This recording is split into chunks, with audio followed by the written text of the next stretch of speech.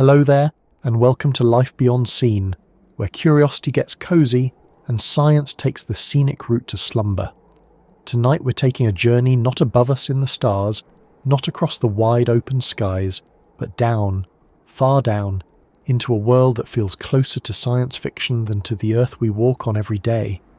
It's a place where sunlight never reaches, where the weight of the ocean could crush steel, and where life has found ways to shine its own light against the endless dark.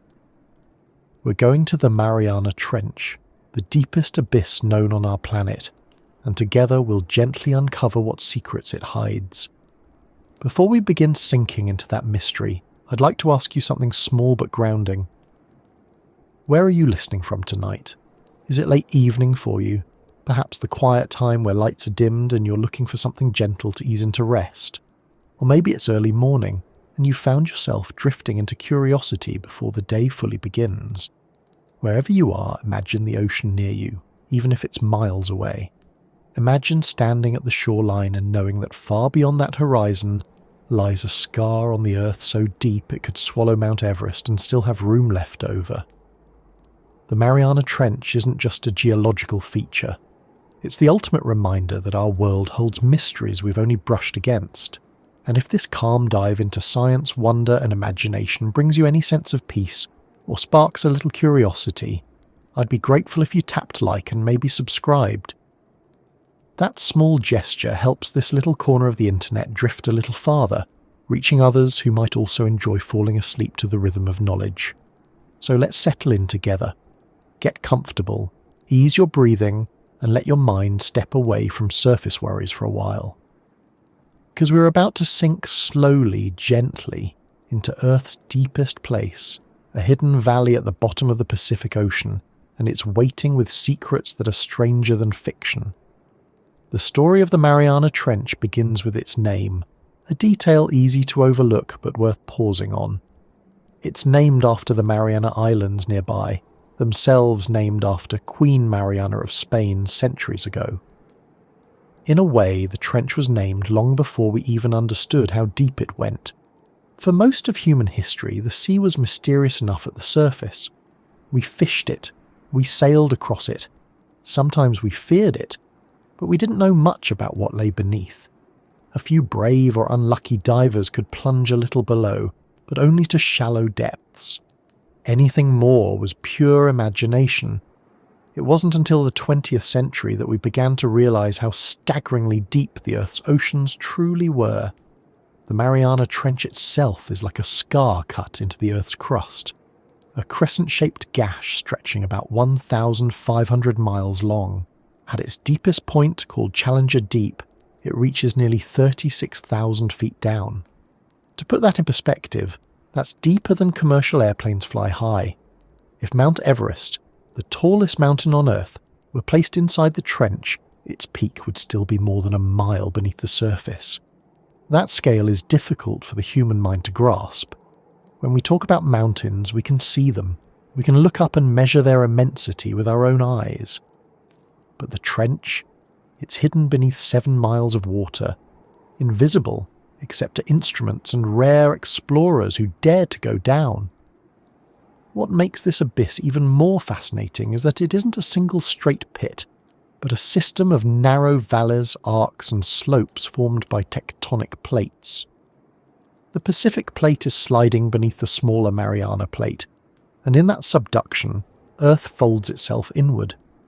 These colossal forces slowly reshape the planet over millions of years. So the Mariana Trench isn't just the deepest spot we know. It's an active reminder that the Earth is alive, its crust moving, colliding and sinking. It's less like a scar and more like a living wound that never fully heals, forever shifting. And yet, when most of us picture the ocean, we think of blue waves, beaches, maybe coral reefs with colourful fish darting around. That's the sunlit zone, the first couple hundred meters of water where light still penetrates. Beyond that, light fades rapidly. Past about 1,000 meters, darkness reigns completely. Down there, the pressure is immense.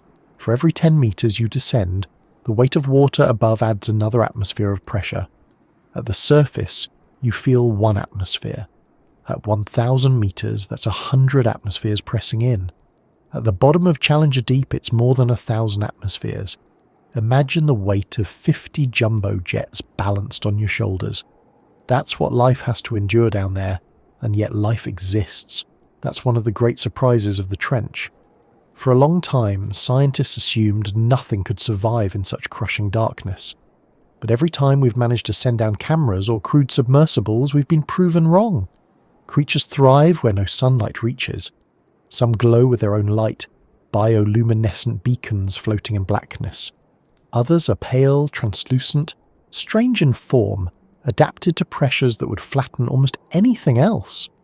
Each one seems like something out of science fiction, yet they are very much real, quietly existing where humans almost never visit. There's something oddly comforting about that, isn't there?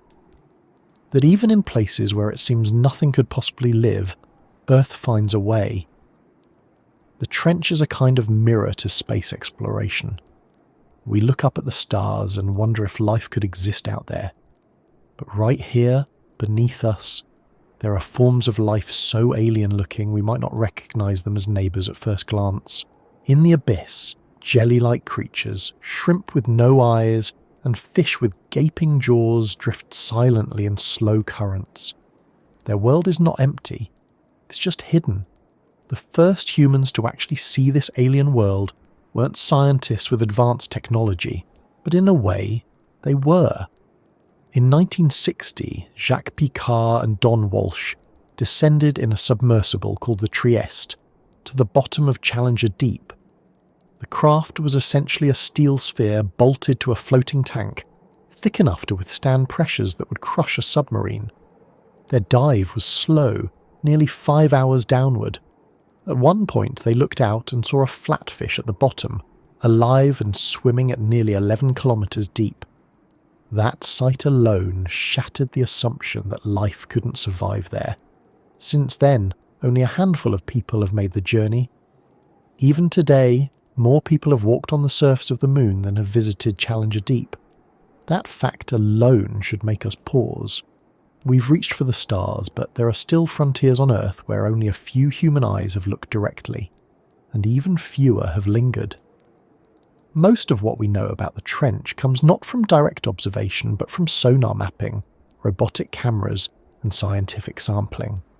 The abyss keeps its secrets close. Think for a moment about how sound travels through water. It moves farther than in air, which is why whales can communicate across vast distances.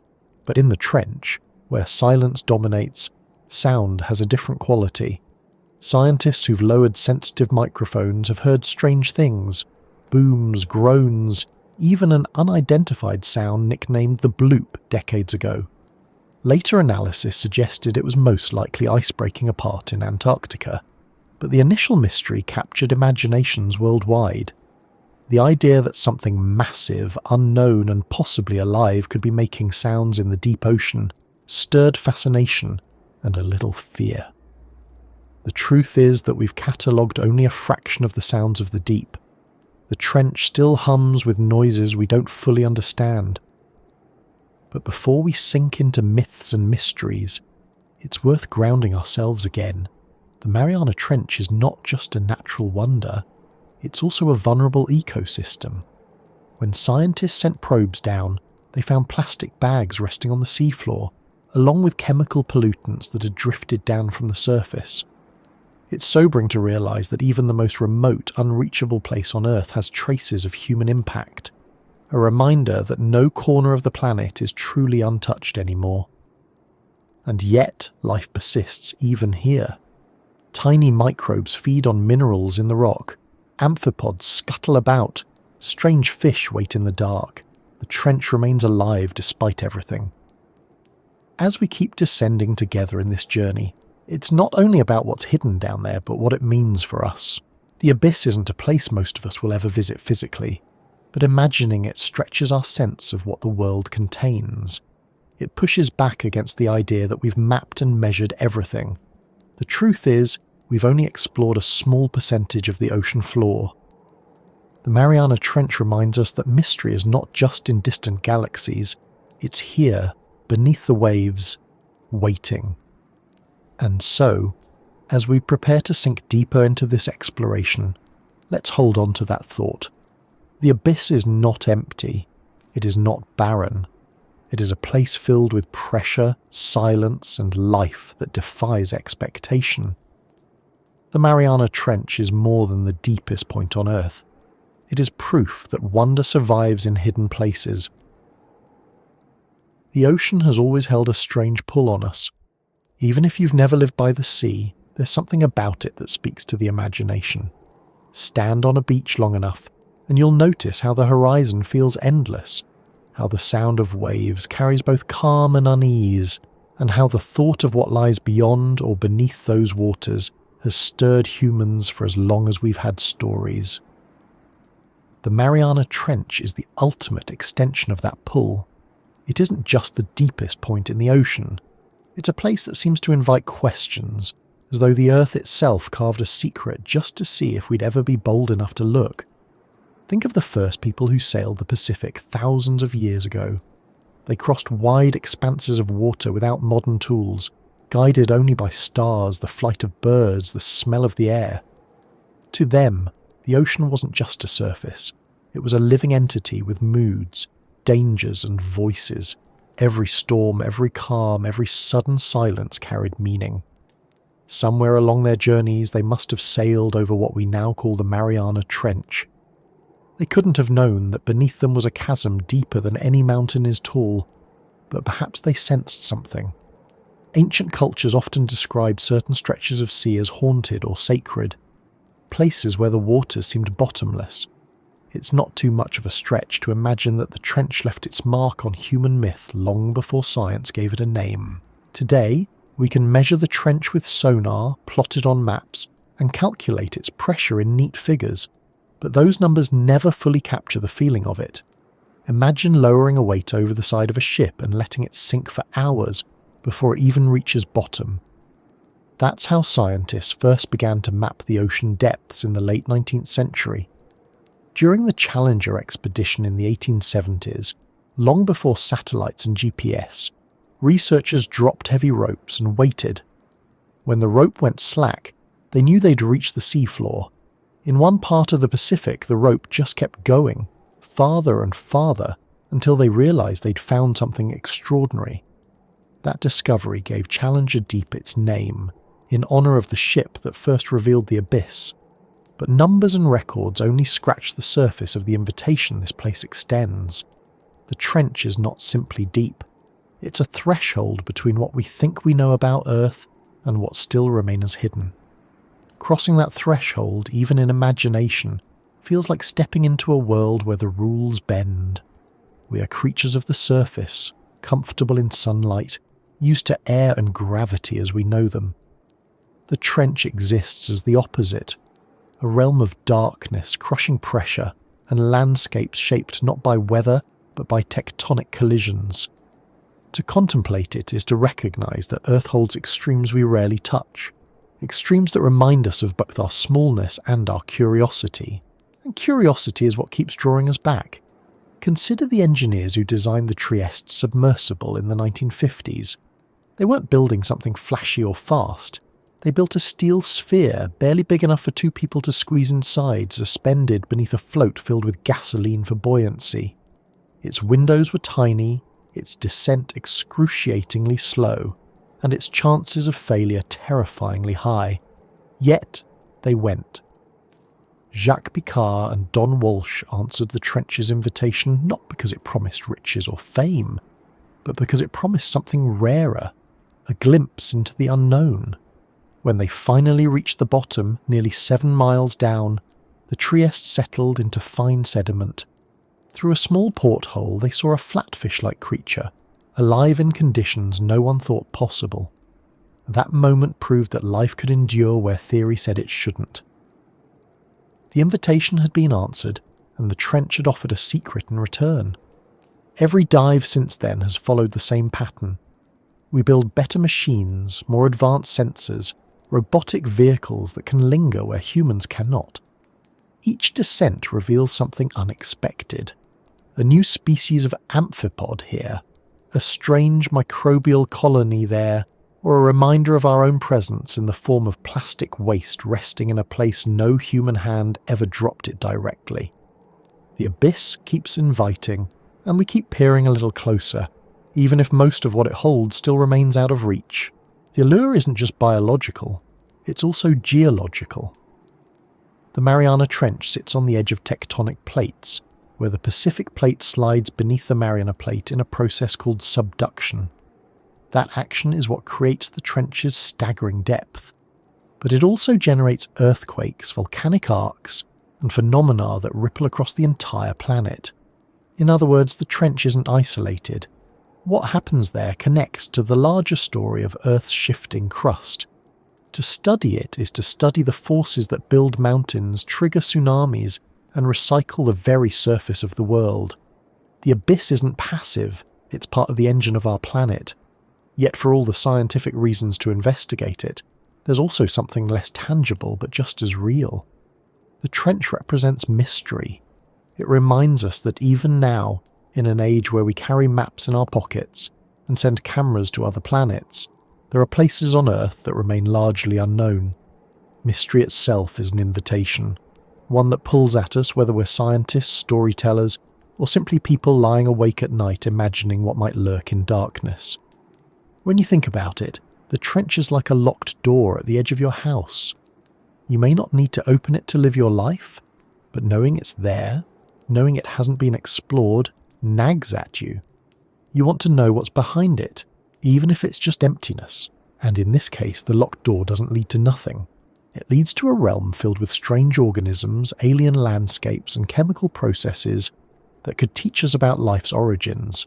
That's too much temptation for human curiosity to resist. In recent years, filmmakers and explorers have taken up the challenge again. In 2012, James Cameron, best known for directing movies about other worlds, built his own submersible and descended solo into Challenger Deep. The craft, called the Deep Sea Challenger, was sleek compared to the bulky Trieste, designed with high-tech materials and advanced cameras. Cameron spent hours at the bottom, filming and collecting samples. When he resurfaced, he described it as being in a completely alien world, one that looked barren at first glance but revealed life and movement the longer he stayed. That's the thing about the abyss. It doesn't reveal itself quickly. You have to linger, to adjust your eyes and instruments, to notice the slow pulse of creatures that live at a different rhythm. It's not a place of spectacle like coral reefs or forests. It's a place of patience. The invitation isn't loud or obvious. It's quiet, steady, waiting for those willing to listen. And maybe that's why the Mariana Trench continues to fascinate us. In a world where so much clamours for attention, where information is instant and distractions are endless, the trench whispers. It doesn't give up its secrets easily. It asks us to slow down, to descend carefully, to accept discomfort and silence in exchange for discovery. That whispering quality makes it irresistible. The invitation also stretches beyond science. For writers and artists, the trench has become a metaphor for the unknown within ourselves, the hidden depths we rarely confront. Just as the ocean hides valleys deeper than mountains are tall, our own minds carry layers of memory, instinct and imagination that don't see the light. Stories about sea monsters, abyssal horrors, or lost civilizations all draw on this. They take the physical reality of the trench and project our psychological shadows into it. The fact that we can't easily go there only makes it a perfect canvas for wonder and fear. But the trench doesn't have to be only terrifying. It can also be comforting in its reminder that Earth is larger than us. In a time when human activity reaches everywhere, from space stations above to plastic bags below, the trench still holds more unknown than known. It's humbling, and sometimes humility is exactly what we need. To realise that even with all our progress, we are still beginners when it comes to understanding the planet we live on. And so, the invitation of the abyss is layered. It's scientific, pulling us to map, measure and experiment. It's emotional, stirring awe, fear and wonder. It's philosophical, reminding us that mystery still exists in a world where we often pretend otherwise. Accepting the invitation doesn't mean solving every riddle of the trench. It means being willing to keep asking questions, to keep descending, to keep acknowledging that some doors open slowly. When the Challenger expedition lowered those ropes in the 1870s, they probably didn't imagine that more than a century later we'd still be only scratching the surface of what lay below. But that's the nature of deep invitations. They don't resolve quickly. They stretch across generations, asking each new wave of explorers to push a little farther. And each time the trench offers just enough. One new species, one new measurement, one new mystery to keep us coming back. Even now, as you're listening and are perhaps drifting towards sleep, the trench is down there. It hasn't changed for thousands of years, and yet every moment it changes in ways too slow or hidden for us to notice. Creatures feed, currents shift, sediments fall. It goes on, unseen but alive. And maybe that's the deepest invitation of all, not to conquer it, not to solve it completely, but simply to remember that it exists, patiently waiting beneath us, holding secrets we can barely imagine. When we think about the ocean, most of us picture the surface. The play of sunlight on waves, the colour shifting from pale turquoise in the shallows to a deep blue further out, the occasional glimmer of fish darting below. This is the world we know, the one we see from boats, beaches, or maybe from the window of a plane. But that familiar image covers only the tiniest fraction of what the ocean actually is. Beneath the surface lies a world where light fades quickly, and the further you descend, the stranger the rules become. The Mariana Trench begins in this hidden gradient, where the last rays of the sun give way to a darkness that seems endless. Light penetrates only so far into water. At about 200 meters deep, sunlight weakens to a dim blue haze. By 1,000 meters, it vanishes entirely. That first threshold, the place where daylight dies, is often called the twilight zone, a name that feels appropriately eerie. It's the point where our eyes can no longer rely on natural illumination, where vision becomes murky, and where the human sense of orientation falters. Imagine diving into a swimming pool at night with no lights at all, then multiplying that by thousands of meters. You'd quickly realize how dependent we are on sight, and how quickly the absence of light transforms the familiar into the alien. For the creatures that live there, though, this dimming of light is not an end, but a beginning. Fish, squid, and plankton that inhabit the twilight zone have evolved to use the fading sunlight in clever ways.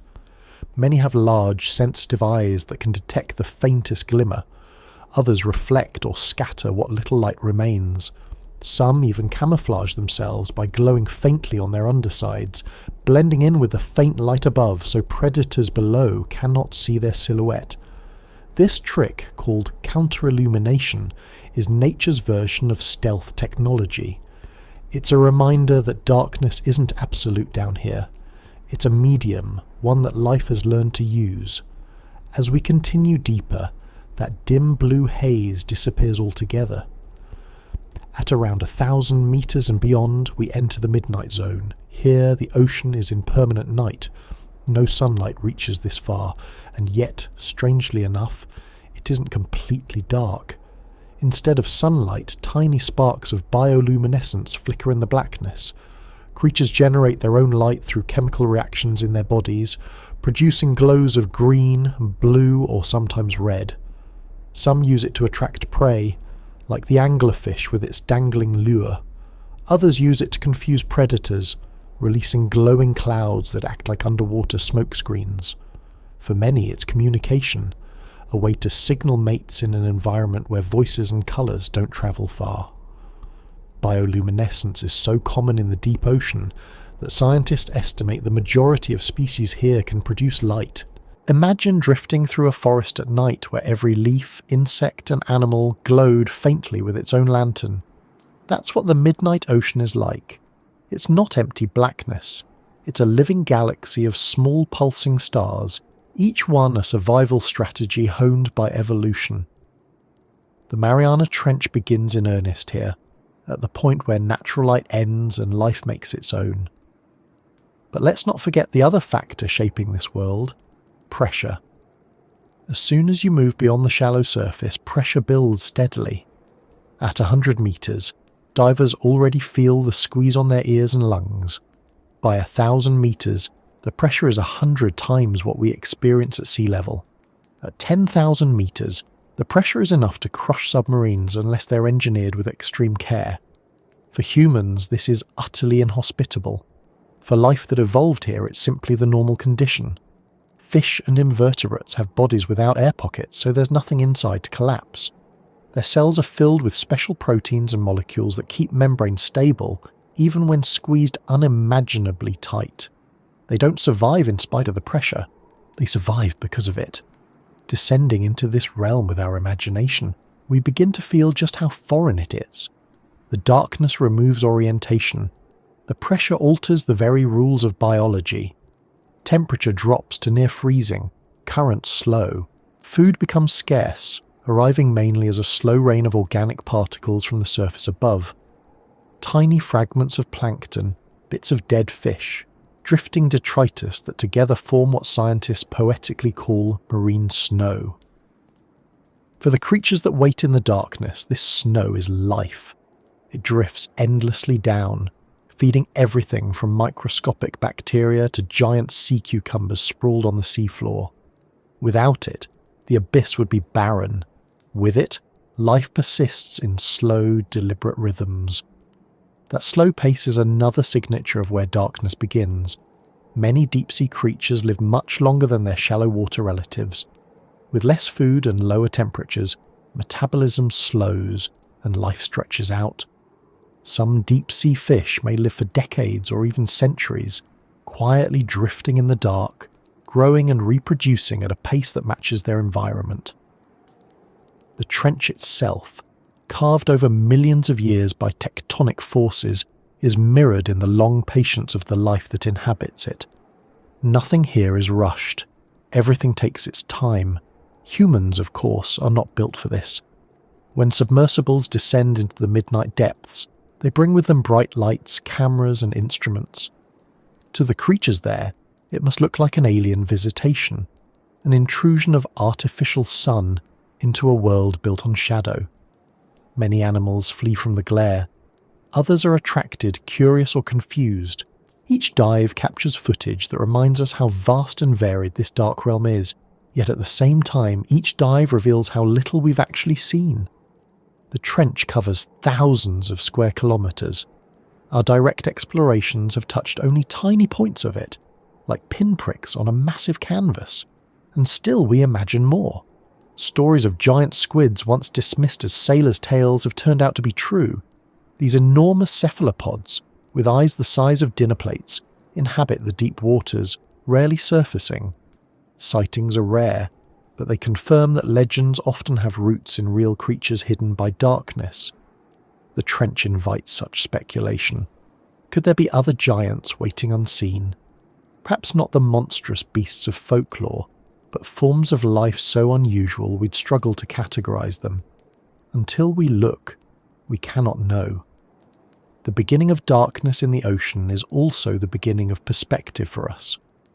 Up above, life thrives on sunlight, photosynthesis, warmth, and speed. Down below, life thrives on darkness, chemistry, cold, and slowness. Both are valid, both are part of Earth. The trench reminds us that our perspective is limited. Just because we live in the light does not mean light is the only way. The ocean offers both side by side in layers stacked vertically like the floors of a building. We live on the top floor, bright and bustling. The trench is the basement, vast and quiet, filled with residents who have adapted in ways we never could. And what strikes many scientists most about this basement is how connected it is. Material from the surface eventually drifts down. Dead whales, sometimes called whale falls, sink into the abyss and become entire ecosystems unto themselves. Their bones feed scavengers for decades. Nutrients that once powered a giant mammal in sunlight become the foundation of a dark community in the depths. The trench doesn't exist in isolation. It's part of the planet's cycle, linking surface and abyss in ways we're only beginning to understand. Where darkness begins is not where life ends. It's where a different kind of life takes over, one that thrives in silence, scarcity, and immense pressure. And for us, peering into it is a reminder that the Earth still holds environments so alien they might as well be other planets. We don't need to look to Mars or Europa for strange worlds. They're already here, hidden beneath our own oceans, waiting patiently in the dark. And so, the descent continues. With each meter deeper, light fades, pressure rises, and life becomes stranger. We leave behind the familiar rhythms of the surface and enter the slow, glowing, whispering world of the abyss. It's not hostile. It's not welcoming either. It simply is, existing on its own terms, whether we notice or not. For those who dare to look, it offers glimpses into how adaptable life can be, and how much of our own planet remains mysterious. The twilight ocean is the in-between. It isn't the bright sunlit water that so many of us know from the surface, and it isn't the endless midnight of the abyss either. It's that strange, shifting zone where light is still present but fading, where vision begins to falter, and where life starts to adapt in ways that feel uncanny to us. In many ways, it's the most mysterious part of the descent, because it holds echoes of the surface world while already bending toward the alien darkness below. Scientists call it the mesopelagic zone, stretching from about 200 meters down to 1,000, and it may well be one of the most important regions of the entire ocean. At first glance, it doesn't look like much. Drop a camera into the twilight zone and you won't see colourful reefs or towering seamounts. You'll see shadowy figures, hazy outlines, flashes of movement just beyond the reach of light. It's a place where your eyes strain, trying to make sense of shapes that never fully reveal themselves. And that fits perfectly with its role in the ocean's ecosystem. This is the world of transition, where sunlight trickles in only faintly, but enough to power a kind of daily rhythm that drives life throughout the sea. Every evening, as the surface of the ocean grows dim, countless creatures begin one of the largest migrations on the planet. Tiny plankton, shrimp-like crustaceans, lanternfish, squid, and countless other species rise from the twilight zone toward the surface to feed. When darkness covers the top of the ocean, they can forage safely, hidden from predators that rely on sight. Then, as dawn approaches, they sink back down into the twilight zone, disappearing into the gloom once again. This vertical migration happens every single night across nearly every ocean on Earth, and the sheer number of animals involved is staggering. Scientists estimate that the biomass of fish in the twilight zone might exceed all the fish in the rest of the ocean combined. That means this murky, half-lit layer is the beating heart of the ocean's food web, even if we rarely see it. It's hard to picture what that migration looks like, because it doesn't happen in one wave. It's more like a slow, invisible tide of life, rising and falling each day. Imagine standing in a forest where, at night, every insect and small animal suddenly floated upward into the trees, and then by morning they all drifted back down to the forest floor. That's the scale of transformation happening here, twice every day across the planet. The twilight zone may be dim, but it's anything but empty. One of the most iconic residents here is the lanternfish. Small, silver, and unremarkable at first glance, lanternfish are actually among the most abundant vertebrates on Earth.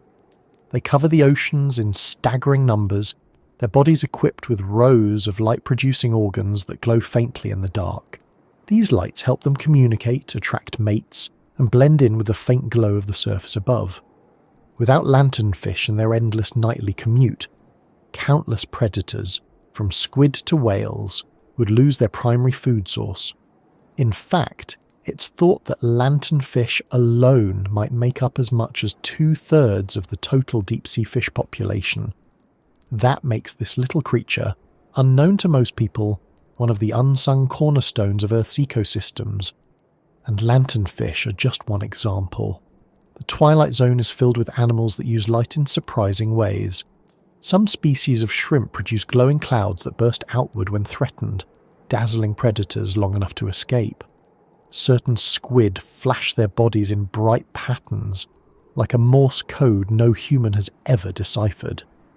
Tiny plankton can sparkle when disturbed, turning waves or currents into glowing trails. For us, light is something that comes from the sun, reflected or refracted. For life in the twilight ocean, light is a personal tool carried inside, turned on and off at will. But not all strategies here rely on light. Some creatures go nearly transparent, their bodies so clear they're almost invisible in the dim water. Others develop strange shapes, elongated jaws, needle-like teeth, bodies that taper into streamers, to make the most of scarce food and avoid being eaten themselves. Many grow disproportionately large eyes, wide and glassy, capable of catching the faintest glimmer of what little sunlight filters down. Looking into those eyes, preserved in specimens brought up by nets, can be eerie. They seem to hold the memory of a place just beyond human vision. If the twilight ocean feels otherworldly, that's because in many ways it is. The conditions here are unlike anything we experience on land. The temperature drops sharply, often creating a layer called the thermocline, where the water suddenly becomes colder with depth. Currents shift and swirl unpredictably. Sound carries differently too. Some researchers believe the twilight zone acts as a kind of acoustic shield, scattering and bending noises in ways that make it difficult for submarines or sonar to detect what lies within. For decades, military interests studied this zone precisely because it could hide submarines in its folds of shadow and sound. The ocean doesn't just hold life, it also holds secrets and how it conceals that life. And yet, for all its importance, the twilight zone remains one of the least explored regions of the planet. We know more about the surface of Mars than we do about these dim, murky waters that cover most of Earth. Nets can only capture a fraction of the delicate creatures here, many of which fall apart when brought to the surface. Cameras give us glimpses, but the range of light and detail is limited. Even the best submersibles find it challenging to linger in the right places long enough to observe the true abundance of life. It's a strange paradox. This zone is teeming with creatures, vital to the ocean's health, yet it remains one of the most poorly understood layers of the biosphere. Part of the reason is simply accessibility. The twilight zone lies too deep for casual divers or remotely operated vehicles designed for shallow waters, but too shallow to justify the extreme expense of deep-diving submersibles built for the abyss. It's a middle ground that often gets overlooked, but overlooking it comes with risks. Climate change and overfishing threaten to disrupt the delicate balance here. Some industrial interests are already eyeing the twilight zone as a potential new frontier for harvesting fish or extracting resources. Without careful study, we risk disturbing one of the planet's largest ecosystems without even understanding what we're losing. The twilight ocean also has an enormous role in Earth's climate. Many of the creatures that migrate here every day help move carbon from the surface down to the depths. When plankton photosynthesize near the top of the ocean, they take in carbon dioxide from the air. When those plankton or the animals that eat them sink into the twilight zone, some of that carbon is carried down with them, sequestered far from the atmosphere. In this way, the twilight zone acts as a natural pump, storing carbon in the ocean for centuries. Disturb that process, and the effects could ripple across the entire planet. In other words, this dim, shadowy place isn't just important for the creatures living there, it's critical for the stability of Earth's climate as a whole. All of this gives the twilight ocean a dual identity. On one hand, it feels like a place of mystery, filled with ghostly animals and flickering lights, just out of reach. On the other, it's a workhorse, quietly regulating life above and below, keeping ecosystems in balance, recycling nutrients, and stabilizing climate.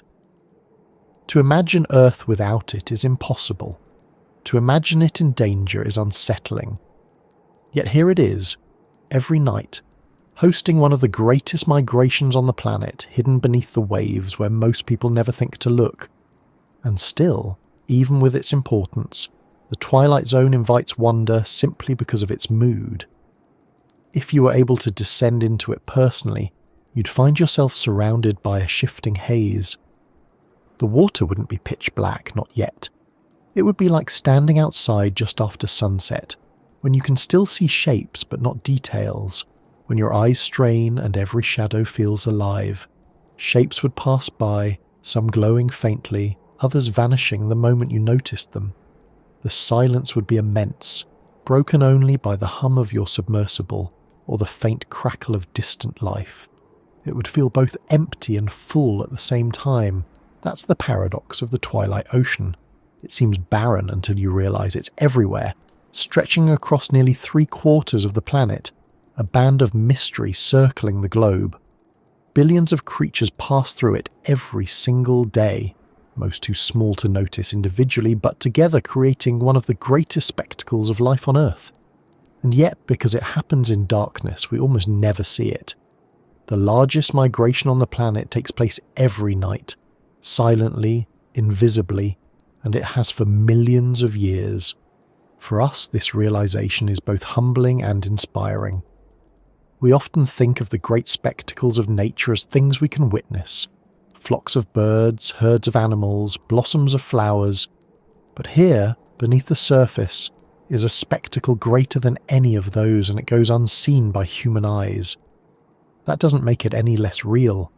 It only means we have to learn to imagine it, to picture the rising tide of creatures lifting toward the surface each night, their tiny lights flickering like lanterns in a midnight parade.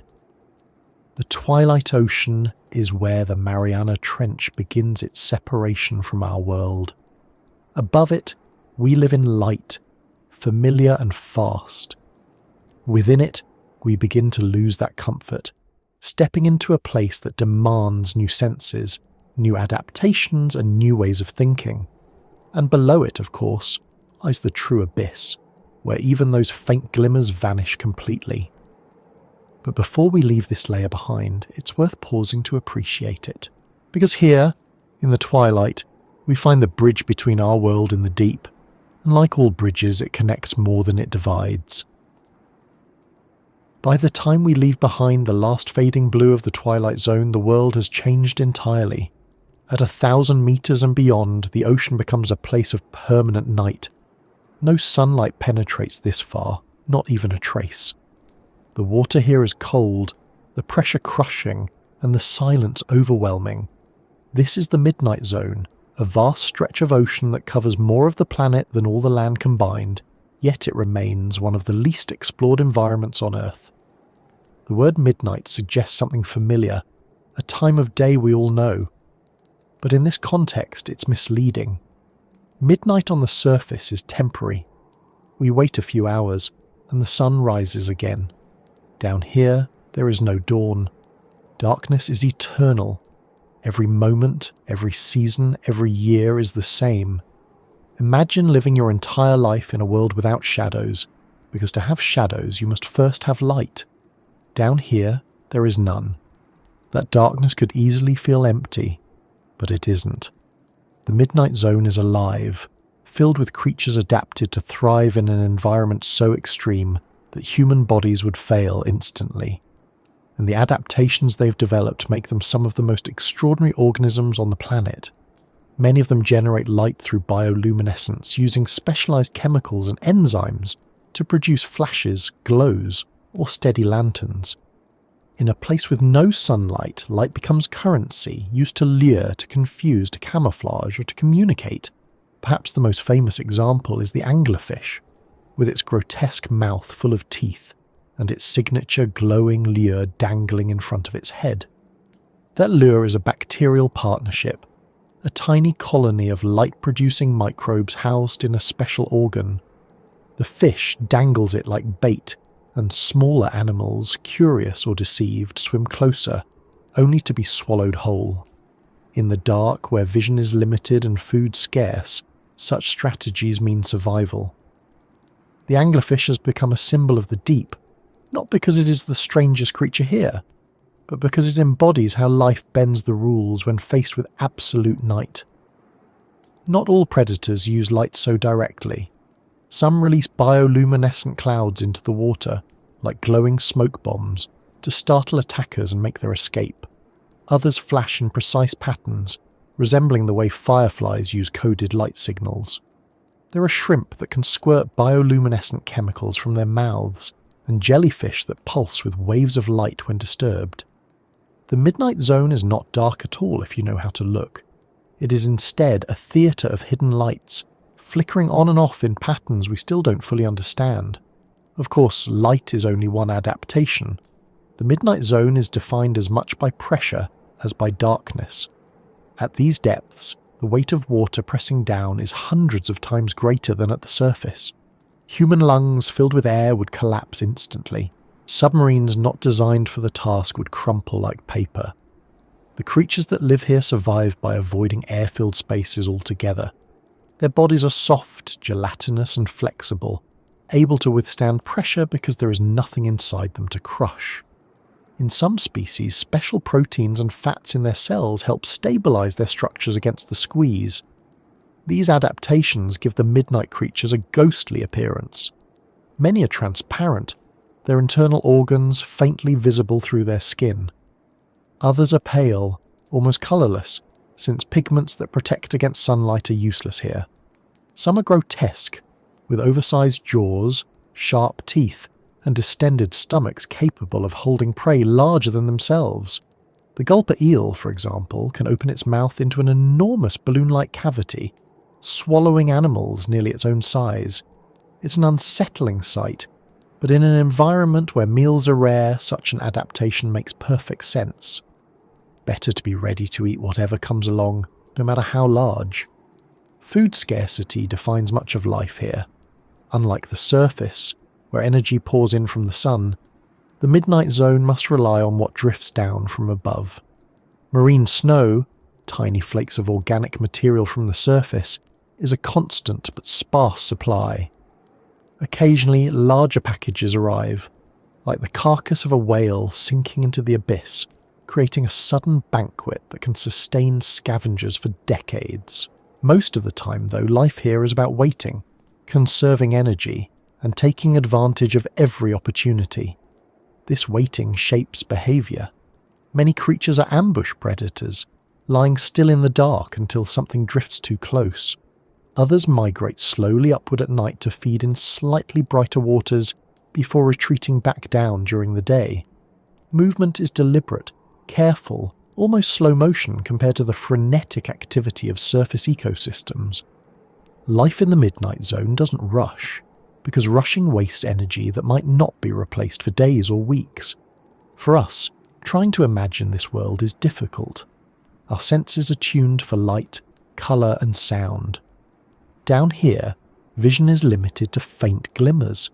Colour barely exists since most bioluminescent light falls in shades of blue-green, the wavelengths that travel best through water. Sound travels well, but the silence is profound compared to the chatter of surface waters. What dominates instead is pressure, a physical reality we can't directly sense but that defines every moment. Imagine standing beneath a mountain of stone, not for an instant but forever, and you might have some sense of what life endures here. Humans have glimpsed this realm only rarely. The descent of the Trieste in 1960 passed through it, as did James Cameron's solo dive decades later. More recently, robotic submersibles have sent back eerie footage, ghostly fish drifting past, squid stretching impossibly long arms, jellyfish pulsing in waves of light. Each recording feels like a message from another planet, and in some ways, that comparison is accurate. The midnight zone resembles what we imagine extraterrestrial oceans might look like: dark, pressurized, filled with strange life forms clinging to existence against the odds. This is why scientists study it so intently. If life can survive here, in darkness, cold and crushing weight, then perhaps it can survive on moons like Europa or Enceladus, where icy crusts hide liquid oceans beneath. The midnight zone becomes not just a region of Earth, but a test case for the universe. By studying its creatures, we learn not only about our own planet, but about what might be possible elsewhere. And yet, the midnight zone resists easy understanding. Nets often destroy the delicate bodies of its residents before they can be studied. Lights from submersibles can scare away the very animals we want to observe. Even the pressure poses a barrier. Bring a creature to the surface, and its body may rupture, leaving little behind but an unrecognizable mass. To truly study these organisms, scientists must recreate the pressure of the deep in specialized tanks, a challenging and expensive task. As a result, much of what lives here remains undocumented, seen once and never again, or glimpsed in blurry footage before disappearing into the black. Still, what we do know is enough to inspire awe.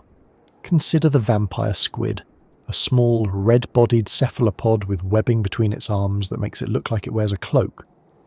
Despite its ominous name, it isn't a predator at all. Instead, it survives by collecting marine snow with sticky filaments, patiently feeding on whatever drifts by.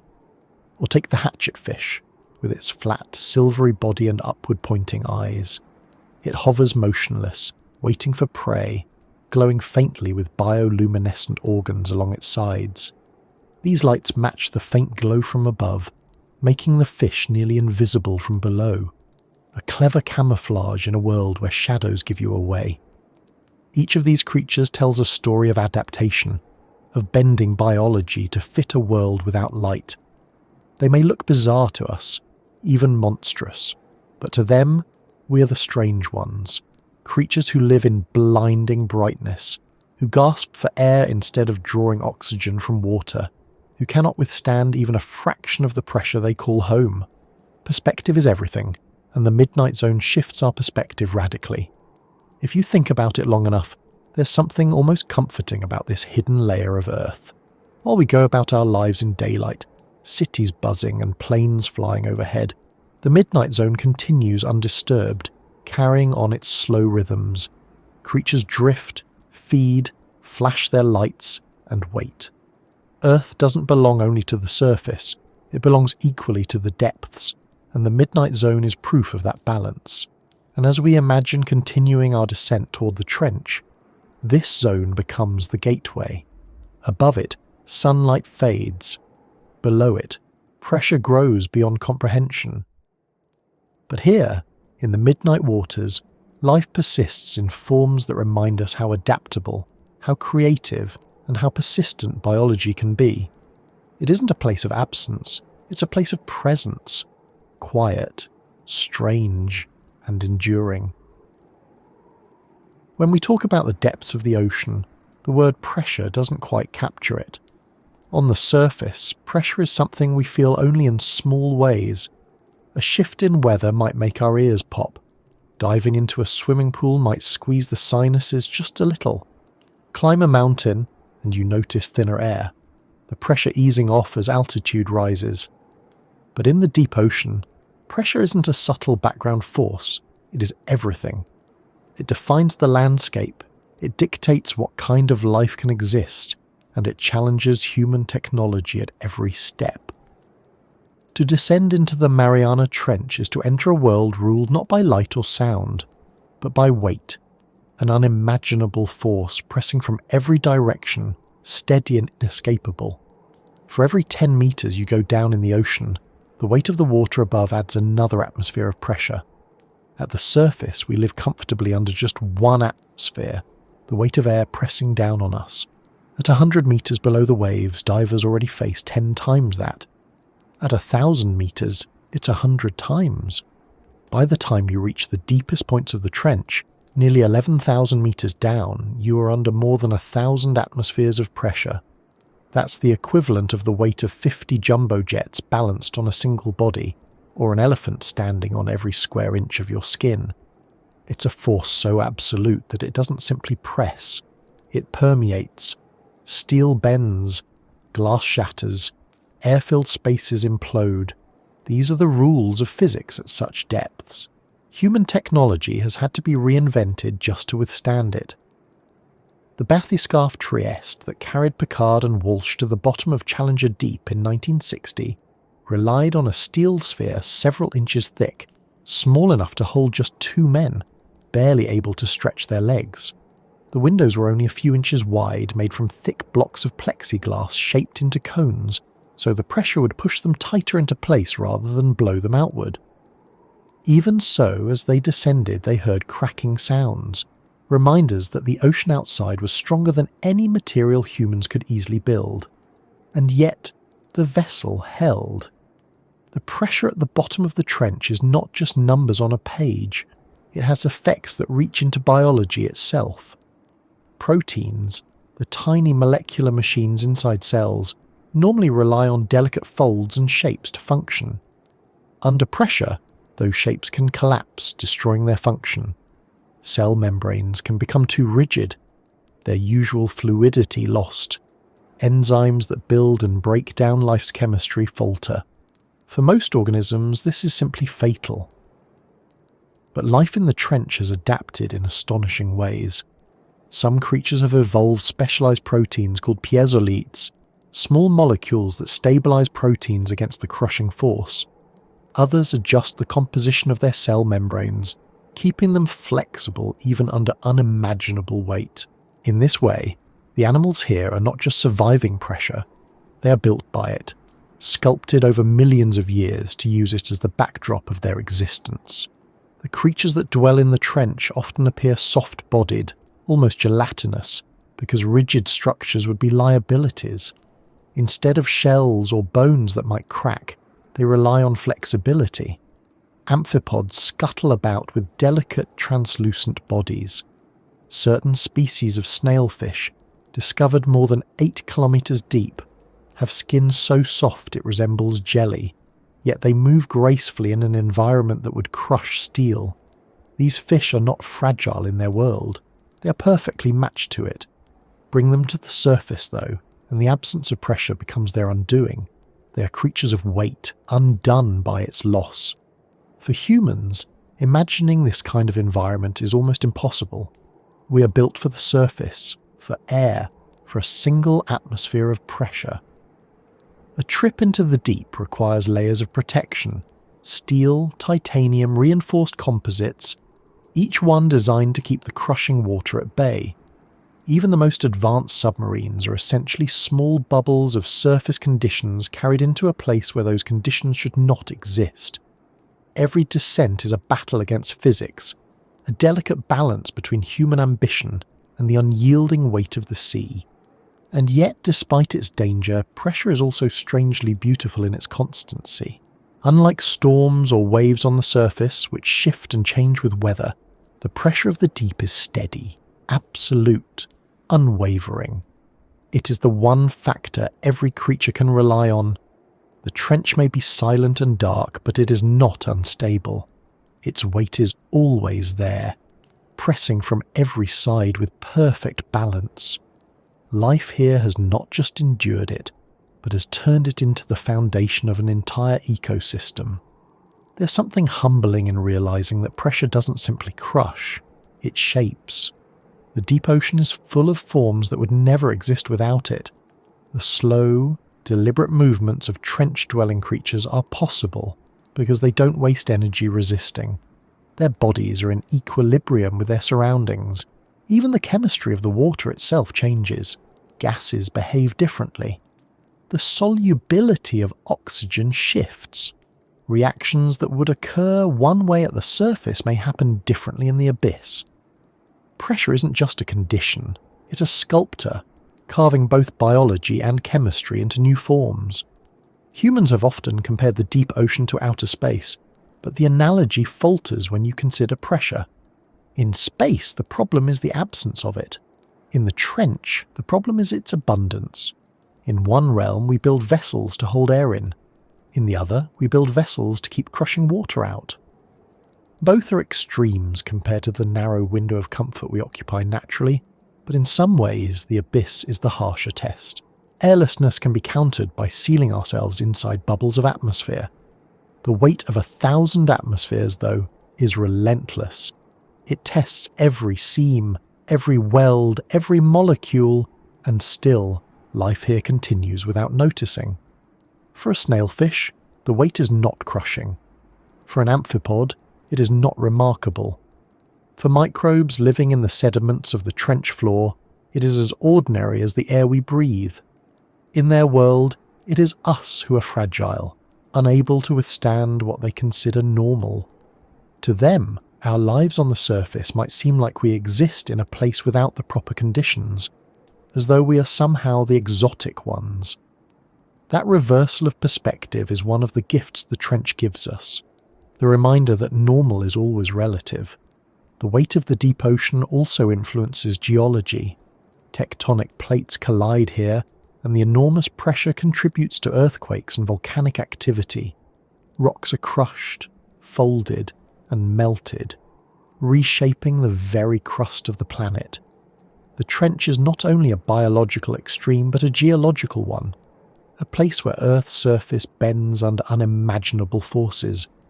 These forces are slow, unfolding over millions of years, but they are unstoppable. Just as pressure shapes life, it also shapes continents, mountains, and oceans. In a way, the trench is a living laboratory for pressure. Every creature, every rock, every molecule here tells a story of endurance. Some creatures fluoresce faintly under lights, others drift like ghosts, but all are proof that weight is not an end. It is a condition life can adapt to, perhaps endlessly. When scientists study trench microbes, they are not only learning about survival on Earth, they are also exploring the limits of biology itself. If cells can endure here, perhaps they can endure in other extreme environments, beneath the ice of distant moons, or under the crushing atmospheres of planets far away. For all our exploration, though, we still know little about how pressure shapes the deep. Every new expedition uncovers surprises. Cameras capture fish at depths where scientists thought no vertebrate could exist. Sediment samples reveal bacteria metabolizing in ways we never expected. Each discovery is a reminder that pressure is not a barrier to life but a teacher, guiding evolution into uncharted territory. The trench is both a weight and a cradle, crushing and creating at the same time. If you pause and think about it, there's something profound about the idea that life has no single set of conditions. On the surface, we assume warmth, light, and air are requirements. In the abyss, life rewrites those rules. It thrives under darkness, cold, and weight. The lesson is not that one set of rules is right and the other wrong. The lesson is that life finds a way within whatever reality it is given. Pressure is not a killer. It is simply another reality, one that can nurture as well as destroy. So as we imagine ourselves sinking further into the trench, we feel it. The steady, endless weight of the ocean above, pressing with the force of mountains, with the force of worlds. To us, it is terrifying. To the creatures here, it is home. And that difference is the secret of the abyss, that what we fear as impossible, life has already made into ordinary existence. In the world above, light is taken for granted. The sun rises each morning, flooding the land with warmth and colour. Even at night, the moon and stars scatter enough brightness to keep total darkness rare. On the surface, life depends so thoroughly on light that it feels inseparable from existence itself.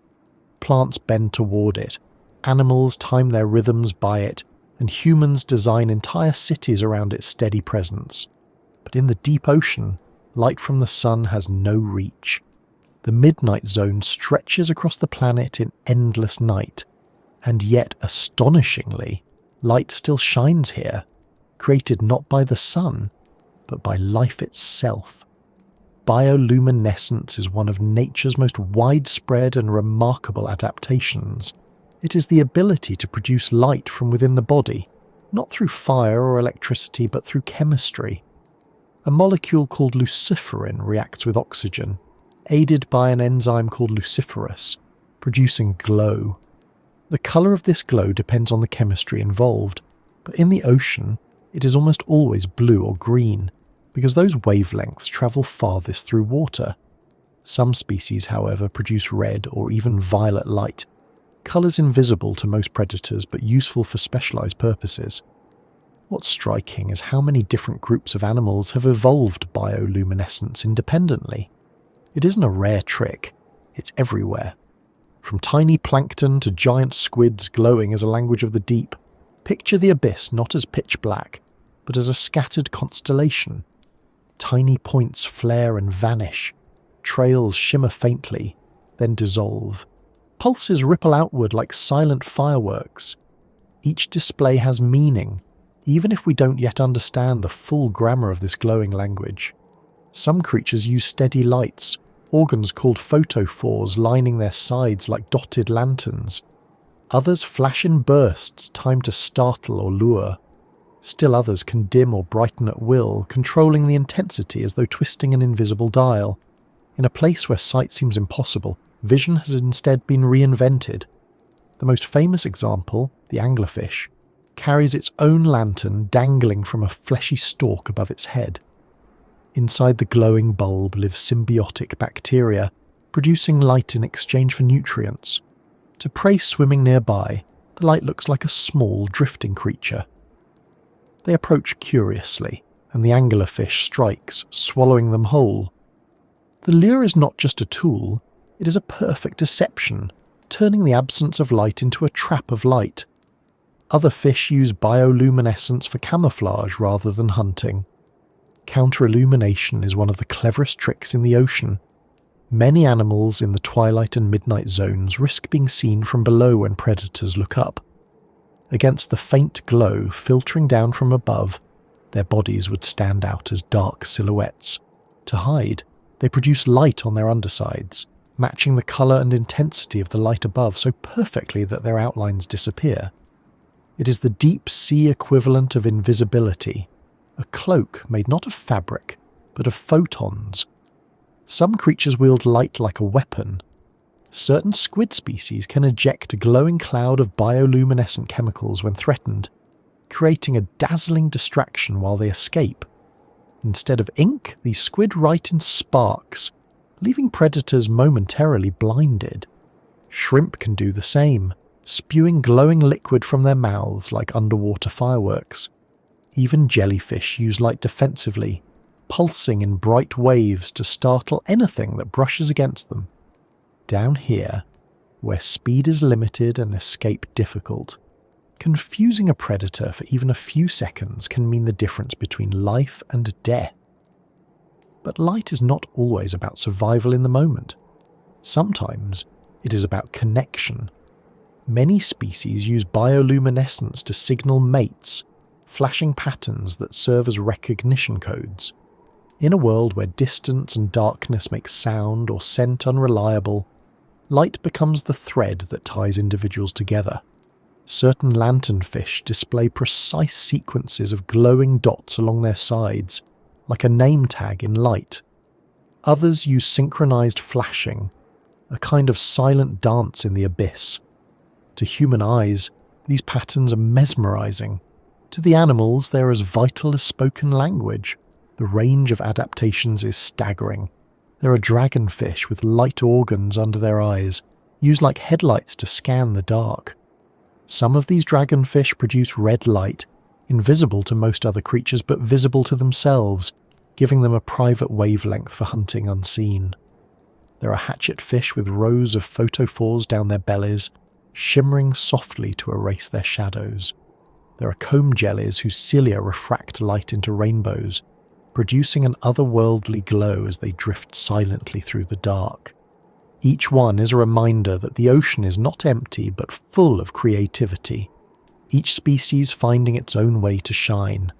And then there are the displays that seem too spectacular to be strictly practical. Some siphonophores, relatives of jellyfish, can grow dozens of meters long, each segment capable of glowing. When disturbed, they light up in rippling waves that move down their entire bodies, creating living neon rivers in the dark. Others produce glowing lures that dangle like fishing rods from their tentacles, each one flashing to draw in prey. These spectacles might serve survival, but they also seem extravagant, as if evolution sometimes indulges in art for its own sake. For humans peering into this world, the first sight of bioluminescence is unforgettable. Submersible pilots describe it as drifting through a silent fireworks display, the ocean suddenly alive with twinkling sparks as creatures react to the movement of the vessel. Even on the surface we catch glimpses, walk along certain beaches at night, and waves break with flashes of blue as plankton respond to the disturbance. It feels magical, as though the ocean is alive with hidden electricity. But it isn't magic, it's survival, honed by millions of years of adaptation to darkness.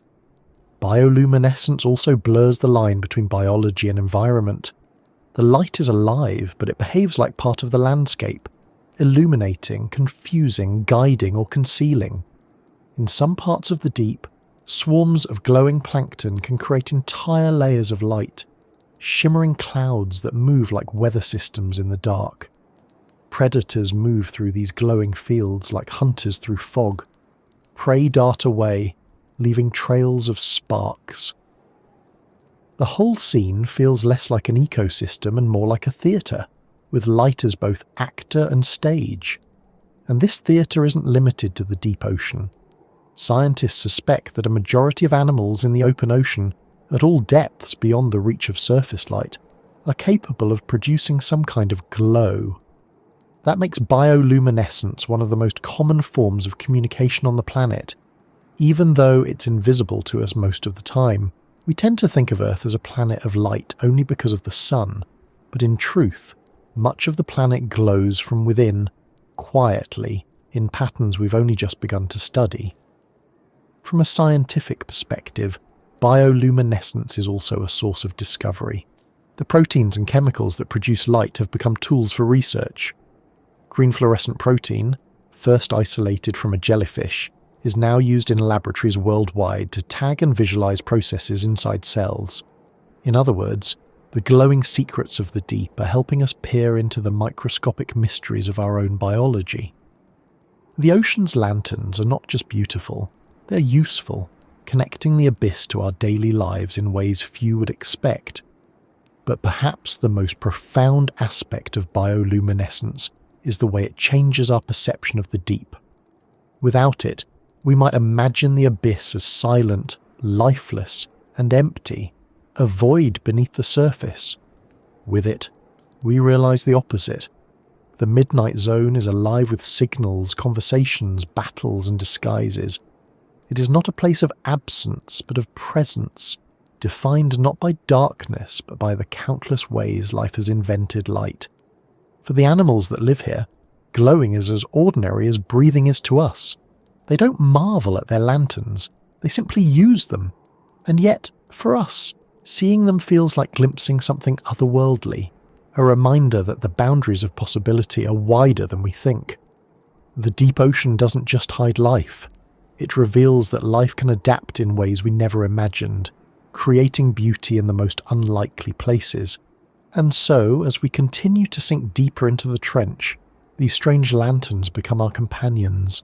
They mark the transition from the familiar to the alien, from the rules of the surface to the rules of the abyss. Each flicker is a reminder that the deep is not empty, not dead, not silent. It is alive with signals we are only beginning to decode, glowing with secrets waiting to be understood. The deeper we sink into the trench, the more the inhabitants begin to feel less like earthly creatures and more like emissaries from an entirely different realm. If someone had never told you these animals came from our oceans, you might guess they were designs from science fiction, sketched for movies about faraway planets.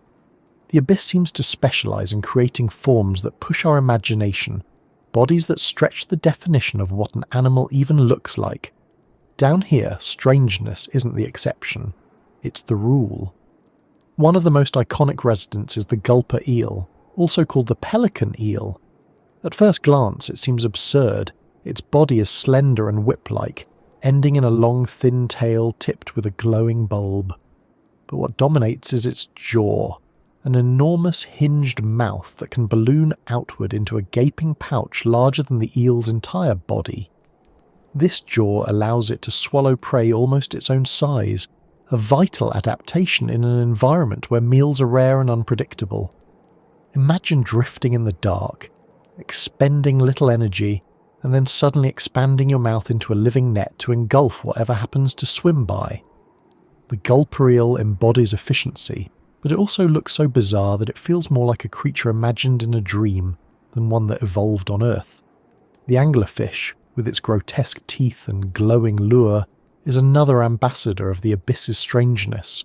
What often gets overlooked is how unique its reproduction is. In some species, the males are tiny compared to the females, sometimes just a fraction of their size. When a male finds a female, he bites onto her body, fusing into her flesh. Over time, his organs shrink until little remains, but his testes, permanently attached and ready to fertilize her eggs. The female carries these parasitic partners with her, sometimes several at once. It's an arrangement so alien that if it weren't documented, it would sound like pure invention. Yet in the trench, it's simply another strategy, one that ensures reproduction in a world where encounters between individuals are rare. Not all creatures of the deep are terrifying. Some are delicate, almost beautiful in their fragility. Consider the glass squid, with its transparent body nearly invisible in the water. Only its eyes give it away, floating like two marbles in a ghostly balloon. Some species of glass squid have photophores on their undersides, glowing faintly to erase their shadows. Others can inflate themselves with water, ballooning into shapes that make predators think twice before attacking. The overall impression is of something fragile, a drifting bubble, yet it has survived for millions of years in an environment that seems uninhabitable to us. There are also creatures that defy even our sense of scale. The giant squid, once thought to be myth, lurks in the deep, with eyes as large as dinner plates and tentacles stretching meters long. Its relative, the colossal squid, is even larger and more massive, armed with rotating hooks on its tentacles. For centuries, sailors told tales of krakens pulling ships under, stories dismissed as exaggerations, but now we know there was truth behind them. These giants do exist, although they rarely surface, and their battles with sperm whales leave scars and sucker marks as evidence. They remind us that the deep ocean still holds titans, creatures so large and powerful they defy our expectations of what life can be in darkness. Smaller, but no less strange, are the hatchet fish. Their bodies are thin and silvery, shaped like blades, and their eyes point upward, forever watching for silhouettes against the faint light above. Along their sides, tiny lights glow, counter-shading them against the surface glow. They drift silently, almost motionless, waiting for prey. They're eerie not because of grotesque shapes, but because of their uncanny adaptation, their bodies sculpted to vanish into the twilight. It's as if they're designed not to be seen, ghostly knives sliding through water. And then there are creatures that feel as though they break rules entirely. Some jellyfish pulse with lights that cascade across their bells in waves of colour. Certain siphonophores, colonial organisms made of countless specialised units, stretch dozens of metres long, longer than a blue whale, yet function as a single organism. Each unit has its role. Some sting, some digest, some propel, some glow. Together, they form a drifting superorganism that seems more like a spacecraft than an animal. One of the most fascinating finds in recent years was a snailfish living more than 8 kilometres deep. At first, scientists thought fish couldn't survive such pressure. Yet the snailfish thrives, with a soft, gelatinous body and a face that almost resembles a cartoon. It has been recorded feeding actively on amphipods, swimming with ease in a place once thought impossible for vertebrates. Discoveries like this remind us that our assumptions are often too limited, that the trench always has the capacity to surprise us. Even microbes here stretch the boundaries of possibility. In sediment scraped from the trench floor, scientists have found bacteria capable of surviving and even thriving under pressures that destroy most cells. Some of these microbes metabolize in unique ways, using chemicals from rocks and sediments rather than sunlight or organic matter. They are windows into what life might have been like billions of years ago, before the surface of Earth was hospitable, before photosynthesis filled the sky with oxygen. In the abyss, life still resembles those ancient forms, as if time itself moves differently. When we call these animals otherworldly, it isn't just about appearance, it's about perspective. The adaptations they use, glowing lures, ballooning jaws, fusion reproduction, transparency, gigantism, are strategies that make sense only in the context of endless darkness and crushing weight. They reveal how plastic life truly is, how evolution can invent solutions that seem absurd from our vantage point, but are perfectly rational in their own environments. From their point of view, it is we who are strange, living in a world of blinding light, rushing about in a frantic pace, depending on a narrow range of conditions. They are the locals here. We are the aliens when we descend. For explorers who have glimpsed these creatures firsthand, the experience often feels transformative. Looking out from the porthole of a submersible and seeing a glowing siphonophore drift by, or a squid stretching tentacles longer than the vessel itself, is like glimpsing a world you didn't believe could exist. Cameras flatten it, but the reality is immersive. The way light behaves differently, the way movements are slow and deliberate, the way silence pervades everything. It feels like stepping into another planet's biosphere without ever leaving Earth. And perhaps that's why these creatures capture the imagination so powerfully. They remind us that alien doesn't mean distant. It can mean unfamiliar. It can mean overlooked. We search the skies for signs of life, but right here, beneath our oceans, are beings that might as well be extraterrestrial. They don't resemble anything we see in daily life, and yet they share our planet, existing in parallel, hidden only by depth and darkness. The phrase, creatures from another world, is no exaggeration. They are ambassadors of possibility, proof that life is not bound by our expectations. They show us that biology can take almost any shape, that survival breeds invention, and that beauty can arise in the most unlikely forms. Some glow like stars, others drift like phantoms, others loom like giants from legends. Together they form a community as rich and complex as any coral reef or rainforest, but one that operates under rules so different it feels like science fiction brought to life. And while we marvel at them, they continue on, unaware of our awe. They feed, reproduce, drift, hunt, glow, and vanish into darkness. Their lives are not performances for us. They are simply existence in its rawest form, stripped of familiarity, sculpted by pressure and night. To know they exist is to be reminded of how little of Earth we've truly seen, and how much wonder still waits in the abyss. When we talk about the Mariana Trench, it's easy to imagine it as a single vertical hole, like some giant pit plunging straight down into the earth. But the reality is much more intricate. The trench is not one neat line carved into the ocean floor. It's a vast, complex system of slopes, valleys, ridges, and hidden basins stretching for more than 1,500 miles across the Pacific. Its geography is not uniform. It is jagged, folded, layered, a record of immense geological forces written across the sea floor. To understand the trench is to understand how Earth itself shapes and reshapes its skin. The trench lies along a boundary where two tectonic plates meet, the massive Pacific Plate and the smaller Mariana Plate. Here, the heavier Pacific Plate is slowly sliding beneath the Mariana Plate, a process known as subduction. Imagine two rafts colliding on a pond, with one being forced beneath the other, creating a deep crease. That crease, multiplied over millions of years, is what carved the trench. The seafloor is being pulled downward, dragged into the Earth's mantle where it will eventually melt and recycle. The Mariana Trench, then, is not just a static feature. It's part of a living system, one of the gears in the planetary engine that drives earthquakes, volcanoes, and the constant recycling of crust.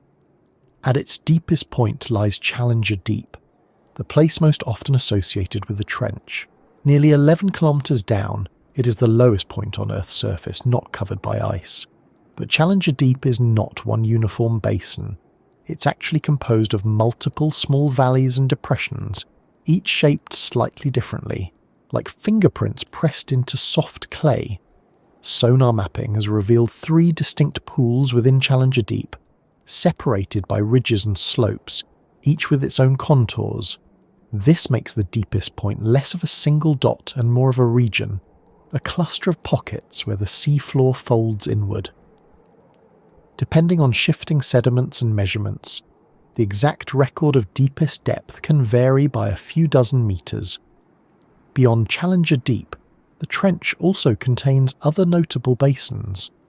Serena Deep, located about 200 kilometers east of Challenger, is nearly as deep, reaching more than 10 kilometers. There is also Hossack Deep and other depressions scattered along the trench's length. Each one is like a hidden valley, isolated and extreme, separated by ridges where tectonic forces push up the seafloor. In many ways, the trench resembles a mountain range flipped upside down, peaks replaced by pits, valleys inverted into abysses. Just as each mountain has its own microclimate, each depression of the trench may hold its own unique ecosystem. The sides of the trench are steep but not sheer. They slope down at angles of 30 to 60 degrees, layered with sediments that have accumulated for millions of years. Landslides sometimes occur along these slopes, triggered by earthquakes or shifting plates. These undersea avalanches send cascades of mud and rock tumbling downward, reshaping the landscape in sudden bursts of violence. On the trench floor, fine sediments settle like dust in a forgotten attic, layer upon layer, burying the history of Earth within. In some places, cores taken from the trench bottom have revealed records stretching back tens of millions of years, capturing traces of ancient climates, volcanic eruptions, and even microscopic fossils that once floated in sunlit waters far above. Above the trench, a parallel chain of islands and volcanoes marks the arc of the subduction zone. The Mariana Islands, including Guam and Saipan, rise as the Pacific plate melts beneath, feeding magma that pushes upward. These islands are the visible markers of the trench's hidden machinery. On land, they are lush, tropical, and full of life. Beneath the waves, they are the fiery counterpart to the trench's crushing cold. It's a reminder that the trench is not isolated, but part of a vast system stretching across the planet's crust, linking the deepest valleys to the tallest volcanic peaks. What makes the anatomy of the trench especially fascinating is how varied it is in texture and structure. Some areas are smooth, coated with thick blankets of sediment. Others are rugged, with jagged ridges and rocky outcrops. Hydrothermal activity dots certain slopes, where mineral-rich fluids seep out, feeding microbial life in ways completely separate from sunlight. These vents, though less dramatic than the towering black smokers found at mid-ocean ridges, still provide oases of chemical energy. Around them, unique communities of bacteria and small organisms cluster, proving once again that life finds a foothold wherever energy flows. The trench floor itself is not a barren flat plain, though early explorers once imagined it that way. It undulates gently, ridged and folded, with mounds of sediment and rocky outcrops interrupting the otherwise smooth landscape. Photographs and videos from robotic submersibles have shown amphipods scuttling across the mud, translucent sea cucumbers sprawled like slow-moving carpets, and snailfish hovering just above the sediment. These animals live in a world where the ground is soft and shifting, a floor made not of a rock but of accumulated remains from the surface world. Marine snow, dust from continents, even microscopic plastics from human activity. The anatomy of the trench includes not only natural features, but the fingerprints of our species, carried down by currents into the deepest recesses of the planet. Scientists studying the trench often describe it as a frontier in geology. The immense pressure here doesn't just crush organisms, it also affects rocks. Minerals that are stable at the surface transform under pressure, changing their structures. Some are pushed so deep into the mantle that they eventually melt and rise again as magma, feeding volcanoes thousands of kilometers away. In this way, the trench is both a graveyard and a birthplace, swallowing old seafloor and fueling new land. It is a cycle so vast in scale that human lifetimes barely register against it, but it is ongoing beneath our feet at every moment. Mapping this anatomy has been a challenge. Even today, with advanced sonar and satellite measurements, only a small fraction of the trench has been studied in detail. The sheer length and depth make comprehensive surveys difficult. In some places, maps are still rough, with contours sketched only broadly. Every new expedition refines the picture, revealing ridges where we thought there were none, or valleys deeper than previous estimates suggested. It's a reminder that Earth, for all our technology, remains only partially charted. The ocean hides its geography well, and this geography shapes more than just science, it shapes imagination. The trench's anatomy has inspired myths of bottomless pits, gateways to other worlds, and hiding places for monsters. Its sheer depth makes it easy to project our fears and fantasies into it. After all, if we can't see what's there, anything could be. But the reality, while perhaps less dramatic than legends, is no less awe-inspiring. Instead of dragons, there are amphipods. Instead of gateways, there are subduction zones. Yet these real features are in many ways more astonishing, because they remind us that Earth itself is capable of sculpting landscapes beyond human scale, beyond human endurance. To study the trench's anatomy is to confront vastness. Each slope, each basin, each ridge exists at a scale difficult to imagine. Challenger. Deep alone could swallow Mount Everest, and still the peak would be more than a mile beneath the surface. The length of the trench rivals entire countries. Its volume is almost impossible to comprehend. And within all that space, countless microhabitats exist, each with its own chemistry, pressure, and biology. It is not one place but many, stitched together by the slow grind of tectonic forces and the steady fall of sediment from above. When you step back and think of the trench this way, its anatomy begins to feel like a kind of hidden architecture. Not a human design, but a planetary one.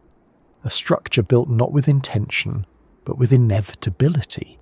The product of physics and time. Valleys where plates collide, ridges where stress builds, basins where sediment settles. Each feature tells a story of forces too vast for us to see directly, yet undeniable in their results. The trench is Earth's architecture of extremes, a cathedral carved by collision and weight, silent but enduring. And as we imagine drifting through it, the sense of scale is overwhelming. From the slopes high above, down to the basins at the bottom, every contour reminds us that the Earth is still alive, still shifting beneath us. The trench is not a scar of the past, but a process of the present. Its anatomy is dynamic, moving, whispering in earthquakes, groaning in subduction, waiting in silence at depths where light never falls. To trace its outlines is to trace the pulse of the planet itself. Silence has a weight to it. On land, we're so accustomed to noise that we hardly notice it anymore. The hum of electricity, the rumble of traffic, the murmur of voices drifting through walls. Even in the quietest places, there are usually faint sounds. Birds at dawn, wind in the trees, insects buzzing. True silence is rare for us. But in the trench, silence is not rare. It is the default, stretching in every direction for miles, uninterrupted by the familiar chaos of surface life. And yet, when scientists lower microphones into this abyss, they discover that silence isn't emptiness. It carries its own echoes, strange voices of the deep that rise from the trench and speak of both mystery and connection. Sound behaves differently underwater than in air. It travels faster, about 4 times as fast, and it carries farther. A whale's call can travel hundreds of miles through the ocean, curving and bending around layers of water. Submarines during wartime once hid in zones where sound refracted away, using the ocean's physics as a cloak. In the Mariana Trench, sound becomes even stranger. The immense pressure, the varying temperatures, the layers of density, all combine to bend and warp sound in ways we're still trying to understand. To listen in the trench is to hear the ocean through a distorted lens, echoes stretching and shifting in unexpected ways. When the Challenger expedition first mapped the trench in the 1870s, they had no way to record its sounds, but by the late 20th century, hydrophones, sensitive underwater microphones, began to reveal a soundscape more complex than anyone imagined. Far from silent, the trench hums with activity. Whales pass overhead, their songs echoing down like distant choirs. Earthquakes rumble through the crust, sending low-frequency growls that vibrate across the ocean floor. Rain hitting the surface miles above creates a faint hiss, transmitted downward through the water column. Even storms and wind at the surface leave their fingerprints in the soundscape below. The trench, though hidden, is never completely cut off from the world above. But mixed in with these familiar sounds are others, harder to explain. In 1997, researchers detected a sound in the Pacific so loud it was picked up by multiple hydrophones thousands of kilometers apart. It rose in pitch over the course of a minute, unlike anything previously recorded. The sound was nicknamed the bloop. For years, speculation swirled. Some suggested it might be icebergs fracturing in Antarctica. Others whispered of something alive, something enormous. The official explanation today leans toward the ice theory, but the mystery captured public imagination. The very idea that the ocean might conceal a creature vast enough to produce such a sound was irresistible. The bloop became a modern myth, a reminder that our knowledge of the ocean's voices is still incomplete. And the bloop isn't alone. Other unexplained sounds, given names like Julia, Train and Whistle, have been recorded in the Pacific. Some likely come from geological activity, underwater landslides, volcanic eruptions, the grinding of tectonic plates. Others may come from ice, but some remain stubbornly ambiguous, their source never fully pinned down. In the trench, these echoes carry differently. The walls and slopes act as amplifiers, bouncing sounds back and forth, stretching them into strange resonances. To listen here is to hear not just the sound itself, but its endless reflections, like whispers in a cathedral. For marine life, sound is not a curiosity. It is survival. In darkness where vision fails, many animals rely on sound to navigate, hunt, and communicate. Sperm whales, among the deepest divers of all mammals, plunge into the midnight zone in search of squid. They produce clicks so powerful they can stun prey. These clicks echo off objects, giving the whales a 3-dimensional map of their surroundings. To imagine being in the trench while a whale hunts nearby is to imagine a world alive with invisible beams of sound, scanning the abyss like radar. Fish, too, make noises. Some grunt, others hum, some drum their swim bladders. Even shrimp can create sharp snaps, tiny cracks that collectively sound like a crackling fire. These sounds may be faint compared to the calls of whales, but together they add texture to the trench's soundscape. The silence of the deep is not truly empty. It is full of these quiet voices, layered and subtle, a chorus of small lives continuing unseen. What fascinates researchers most is how these sounds travel. In the trench, sound can become trapped in what's called the SOFAR channel, a layer of water where the speed of sound is lowest. Once inside this channel, sound can travel enormous distances with little loss of energy. A whale calling in one ocean can, in theory, be heard across an entire basin. In this way, the trench becomes less an isolated abyss and more a listening chamber, connected to the rest of the world through invisible threads of sound. The echoes here are not just local, they are global.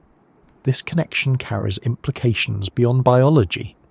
During the Cold War, militaries around the world placed hydrophones in the oceans to detect submarines and nuclear tests. Some of those systems remain in use today for scientific research.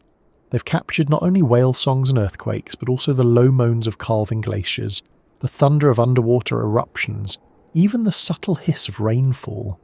In one sense, the trench is like an ear pressed against the body of the planet, recording everything from storms to tectonic groans. Its silence is not the absence of sound, but the medium through which sound travels far and wide. And yet silence is still felt here in a way we rarely experience. Imagine being inside a submersible, lights dimmed, engines quiet, drifting thousands of meters down. Around you is darkness so complete it feels tangible. The water presses in on every side, steady and immense. You listen, and at first there is nothing. Then faintly the sound of your own breathing inside the vessel. Maybe the soft creak of the hull adjusting. Outside, perhaps a distant rumble, a faint click, a crack you can't quite identify. It is silence, not as absence, but as vastness. A canvas where every small sound becomes magnified. To humans, it can be unnerving. To the creatures who live here, it is simply life. Some scientists have suggested that animals of the deep may even be tuned to this silence. Without constant background noise, every small sound carries meaning. A faint vibration could signal prey. A subtle echo could mean predator. Bioluminescence may be the visible language of the trench, but sound is its invisible one. Both together form a system of communication and survival, perfectly adapted to the abyss. The echoes of the trench also remind us of our presence. When hydrophones listen, they don't just pick up natural sounds. They hear ships passing overhead, their engines producing low rumbles that travel deep into the ocean. They hear the thud of seismic surveys, the sharp blasts of sonar. They even hear the distant signature of human explosions, whether from testing or industry. The trench, for all its remoteness, is not immune to us. Our noise has reached even here, joining the natural chorus in ways we often overlook. For marine life, this intrusion can be disruptive, masking the signals they depend on. In some ways, our echoes are now part of the trench's silence, layered in whether we intend it or not. Still, beyond the intrusion, there is beauty in knowing that the trench holds this soundscape. The abyss is not a void, but a resonant chamber. It is an archive of voices, natural and human, geological and biological, ancient and modern. To study it is to listen not just to the trench, but to the planet itself, echoing through pressure and darkness. The silence is never total. It is full of secrets waiting to be heard. And so, as we picture ourselves drifting along its slopes, ears open to what cannot be seen, we recognize that the trench speaks in whispers, not the shouts of sunlight ecosystems, not the chatter of birds or insects, but whispers stretched across miles of water. To hear them is to realize that silence can hold multitudes, that absence can be filled with presence, and that even the deepest places on Earth are never truly alone. For as long as humans have looked toward the ocean, we've wondered how far down it goes. Standing on a shore, the surface looks endless, but it hides more than just distance. It hides depth, the kind that no swimmer, no free diver, no simple raft could ever reveal. For centuries we stayed near the surface, unable to go more than a few dozen meters without our lungs giving into pressure. Even the most skilled pearl divers or sponge gatherers could only hold their breath for minutes at a time. Below that, the sea remained an untouchable mystery. The idea of visiting the deepest parts, of setting eyes on the trench itself, belonged to myth. But human curiosity has a way of pushing against limits. The same drive that led people to climb mountains, cross deserts, or launch ships into space eventually turned downward. The story of our descent into the trench is one of persistence, engineering, and a willingness to risk everything for a glimpse into the unknown. It begins not with people inside submersibles, but with weights on ropes, simple tools to measure what could not be seen. In the 1870s, the HMS Challenger expedition set out to explore the world's oceans, dragging ropes and nets to measure depths and collect samples. In the Pacific, their lines sank deeper than anywhere else, more than 8 kilometers down before they touched the bottom. This was the first hint of Challenger Deep, though at the time it was just a number, a reading on a rope, an almost incomprehensible measure of distance. Nobody could imagine what it looked like down there. It was simply noted in a log, marked on a chart and left as a mystery. Decades passed. Technology improved. Submarines, originally designed for war, showed that humans could travel under the sea in pressurized vessels. But even those early submarines could not survive the pressures of the trench. To go deeper required a new kind of craft, one designed not for speed or maneuverability, but for survival against crushing forces. That craft was the bathyscaphe, a peculiar hybrid of engineering that looked nothing like the sleek submarines of movies. It was essentially a floating tank of gasoline for buoyancy, with a heavy steel sphere hanging beneath it for people to sit in. The sphere was the only safe space, thick-walled and small, with tiny windows made of reinforced plexiglass. It was cramped, hot, and uncomfortable, but it could withstand pressures that would destroy almost anything else. In 1960, Jacques Picard, a Swiss engineer, and Don Walsh, a US Navy lieutenant, climbed into the bathyscaphe Trieste and prepared to attempt what no human had done before: descend to the bottom of the Mariana Trench. Their journey would take nearly 5 hours downward. The descent was slow, agonizingly so, as the craft sank through layer after layer of ocean, creaking and groaning under the pressure. Outside, the water grew darker, colder, and heavier. Inside, Picard and Walsh could do little but wait, listening to the sounds of their vessel as it resisted the crushing weight. At one point, they heard a loud crack. The outer plexiglass window had fractured under stress, but the sphere held. They continued downward. At last, they touched the bottom, nearly 11 kilometers beneath the surface. Through the tiny window, they saw a flat, pale plain of sediment, stirred up by their arrival. And then, to their astonishment, they saw movement, a fish-like creature, alive at the bottom of the deepest place on Earth. This moment changed everything. Until then, many scientists believed that life could not exist under such pressure. But here it was, swimming casually in the most extreme environment imaginable. The descent had proven that not only could humans reach the trench, but life itself had long since claimed it as home. The Trieste's mission lasted only about 20 minutes on the bottom.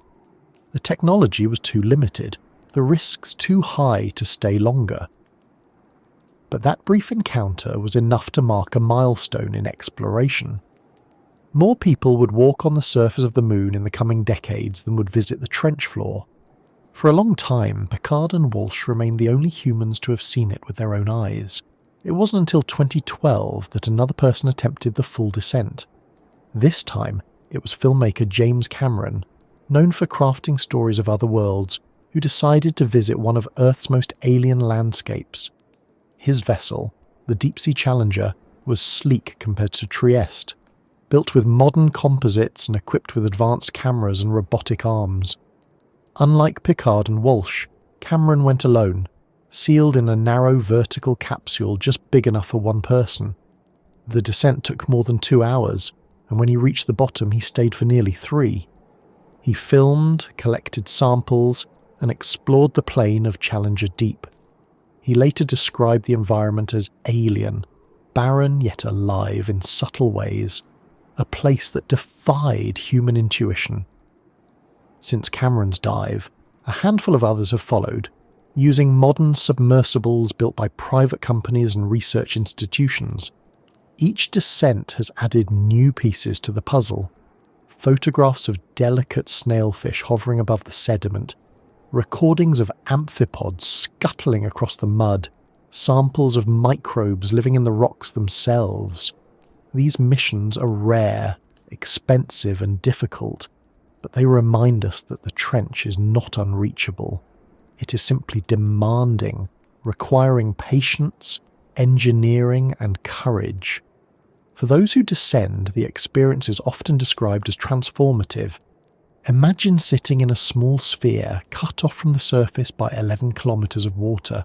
Every direction around you is dark, silent, and immense. The pressure outside could crush steel, but inside you are safe, suspended in an environment humans were never meant to enter. You look through a tiny window, and for the first time, you see the trench floor. It is not dramatic, not filled with monsters or spectacular landscapes. It is quiet, flat, and pale. A world that seems almost empty until you notice movement. A small fish, a drifting shrimp, a swirl of sediment stirred by your arrival. The simplicity of it is humbling. You've travelled farther into Earth than almost anyone, and what greets you is not a spectacle but a calm persistence of life. These descents are more than feats of engineering. They're reminders of what it means to explore. For centuries, humans thought of exploration as something done across land or up into the sky. But beneath our feet lies a frontier just as vast, just as alien, just as demanding of imagination.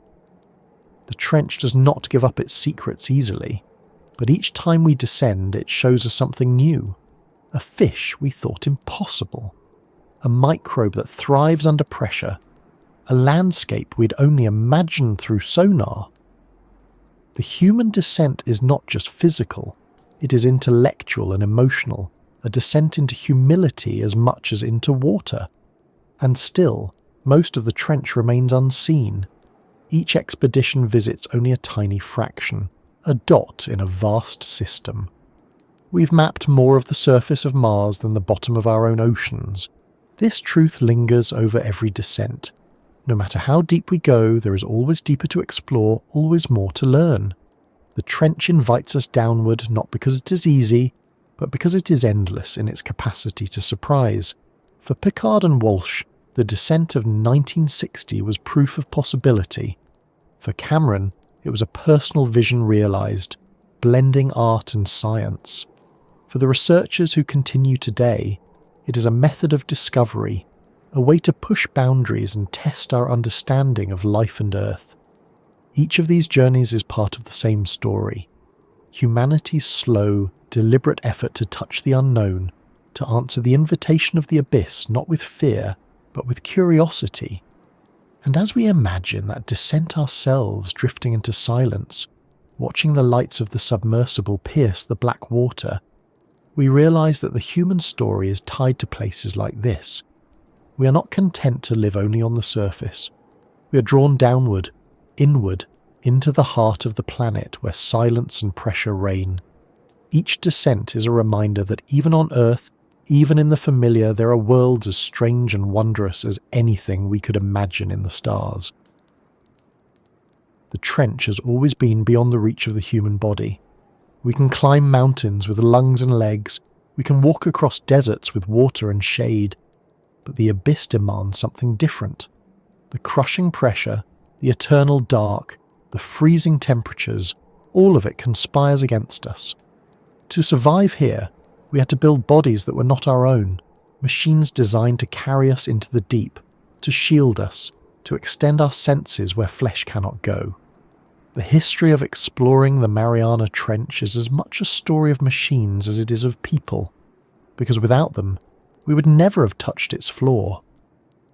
The first of these were simple tools, just ropes with weights and thermometers, lowered from ships in the 19th century. Crude, but effective enough to hint at depth that defied imagination. Then came dredges, nets dragged across the seafloor, pulling up sediments and strange creatures. These early tools gave us data, but they also destroyed much of what they touched. They told us what lived below, but never how. They were blind hands reaching into the dark, grabbing but not seeing. To truly enter the deep, we needed something else. The bathyscaphe Trieste was one answer. It looked ungainly, almost comical by today's standards. A massive float filled with gasoline, because gasoline is lighter than water and does not compress under pressure. Hanging beneath it was a steel sphere, the living space, only a couple of meters wide. It had no luxury, no comfort, only a seat, controls and a small window. Yet with this design, Jacques Piccard and Don Walsh descended in 1960 to the very bottom of Challenger Deep. The Trieste was not elegant, but it worked, and in that moment, it became one of the most important machines in the history of exploration. In the decades that followed, technology improved. We built remotely operated vehicles, or ROVs, tethered to ships above by long cables. These machines could dive deep without risking human life, sending back video and data. Some were small, built for specific tasks like collecting samples or inspecting pipelines. Others were large, carrying robotic arms and powerful lights. With ROVs, we could stay longer at depth, observe without destroying, and maneuver with more precision. They became our eyes in the dark, showing us that the trench was not empty, but full of life. Autonomous underwater vehicles, or AUVs, pushed the idea further. Untethered, guided by pre-programmed routes or artificial intelligence, they could map the seafloor with sonar, drift silently for hours, or sample water at different depths. Unlike ROVs, they did not rely on a cable, which meant they could go farther, cover more ground, and sometimes slip into places too dangerous for human-piloted subs. These machines added independence to exploration, making the trench less of a place we visited briefly and more of a place we could survey systematically. Then there are the submersibles built for people, the descendants of Trieste. James Cameron's Deep-Sea Challenger in 2012 was one of these, a sleek, lime-green vessel shaped like a vertical torpedo. Unlike Trieste, it was designed for mobility, with thrusters to move across the seafloor, high-definition cameras to film in detail, and robotic arms to collect samples. It carried one person, seated upright in a narrow capsule barely wider than their shoulders. Inside, Cameron described it as like being inside a steel coffin, sealed away from the crushing weight outside, and yet it carried him safely to the bottom, where he spent hours filming a world few had ever seen. Modern submersibles like Limiting Factor, built by private company Triton Submarines, take the concept even further. Limiting Factor is the first craft certified to repeatedly dive to the full depth of Challenger Deep. Its titanium sphere, thick and resilient, holds 2 passengers and a pilot. It has descended multiple times, carrying scientists, explorers, even private citizens who can afford the cost. Unlike Trieste, which made one great dive and then retired, Limiting Factor has turned the deepest point on Earth into a place that can be visited again and again. This represents a shift, from rare stunts to repeatable exploration, from proof of possibility to ongoing science. Each of these machines reflects a compromise. They must be small enough to survive the pressure, yet strong enough to carry people or instruments. They must bring light into a world that resists it, yet avoid blinding the very life we hope to observe. They must store power for hours of descent and ascent, yet remain compact enough to launch from a ship. Every design choice is a negotiation with the abyss. A larger window might help humans see, but larger windows are weaker. A bigger hull might carry more instruments, but it risks collapse under stress. The trench sets the rules, and our machines must obey.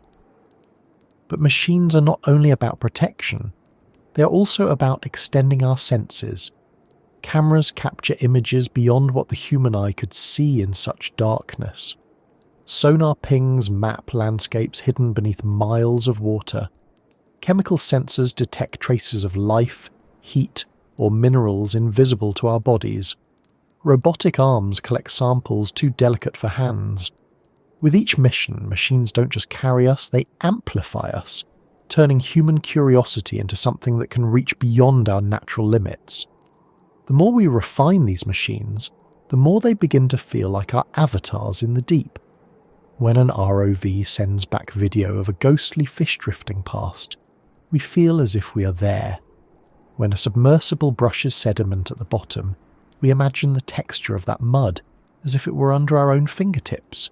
The trench is inaccessible to our bodies but not to our minds, carried downward on the sensors, lights and cameras of our machines.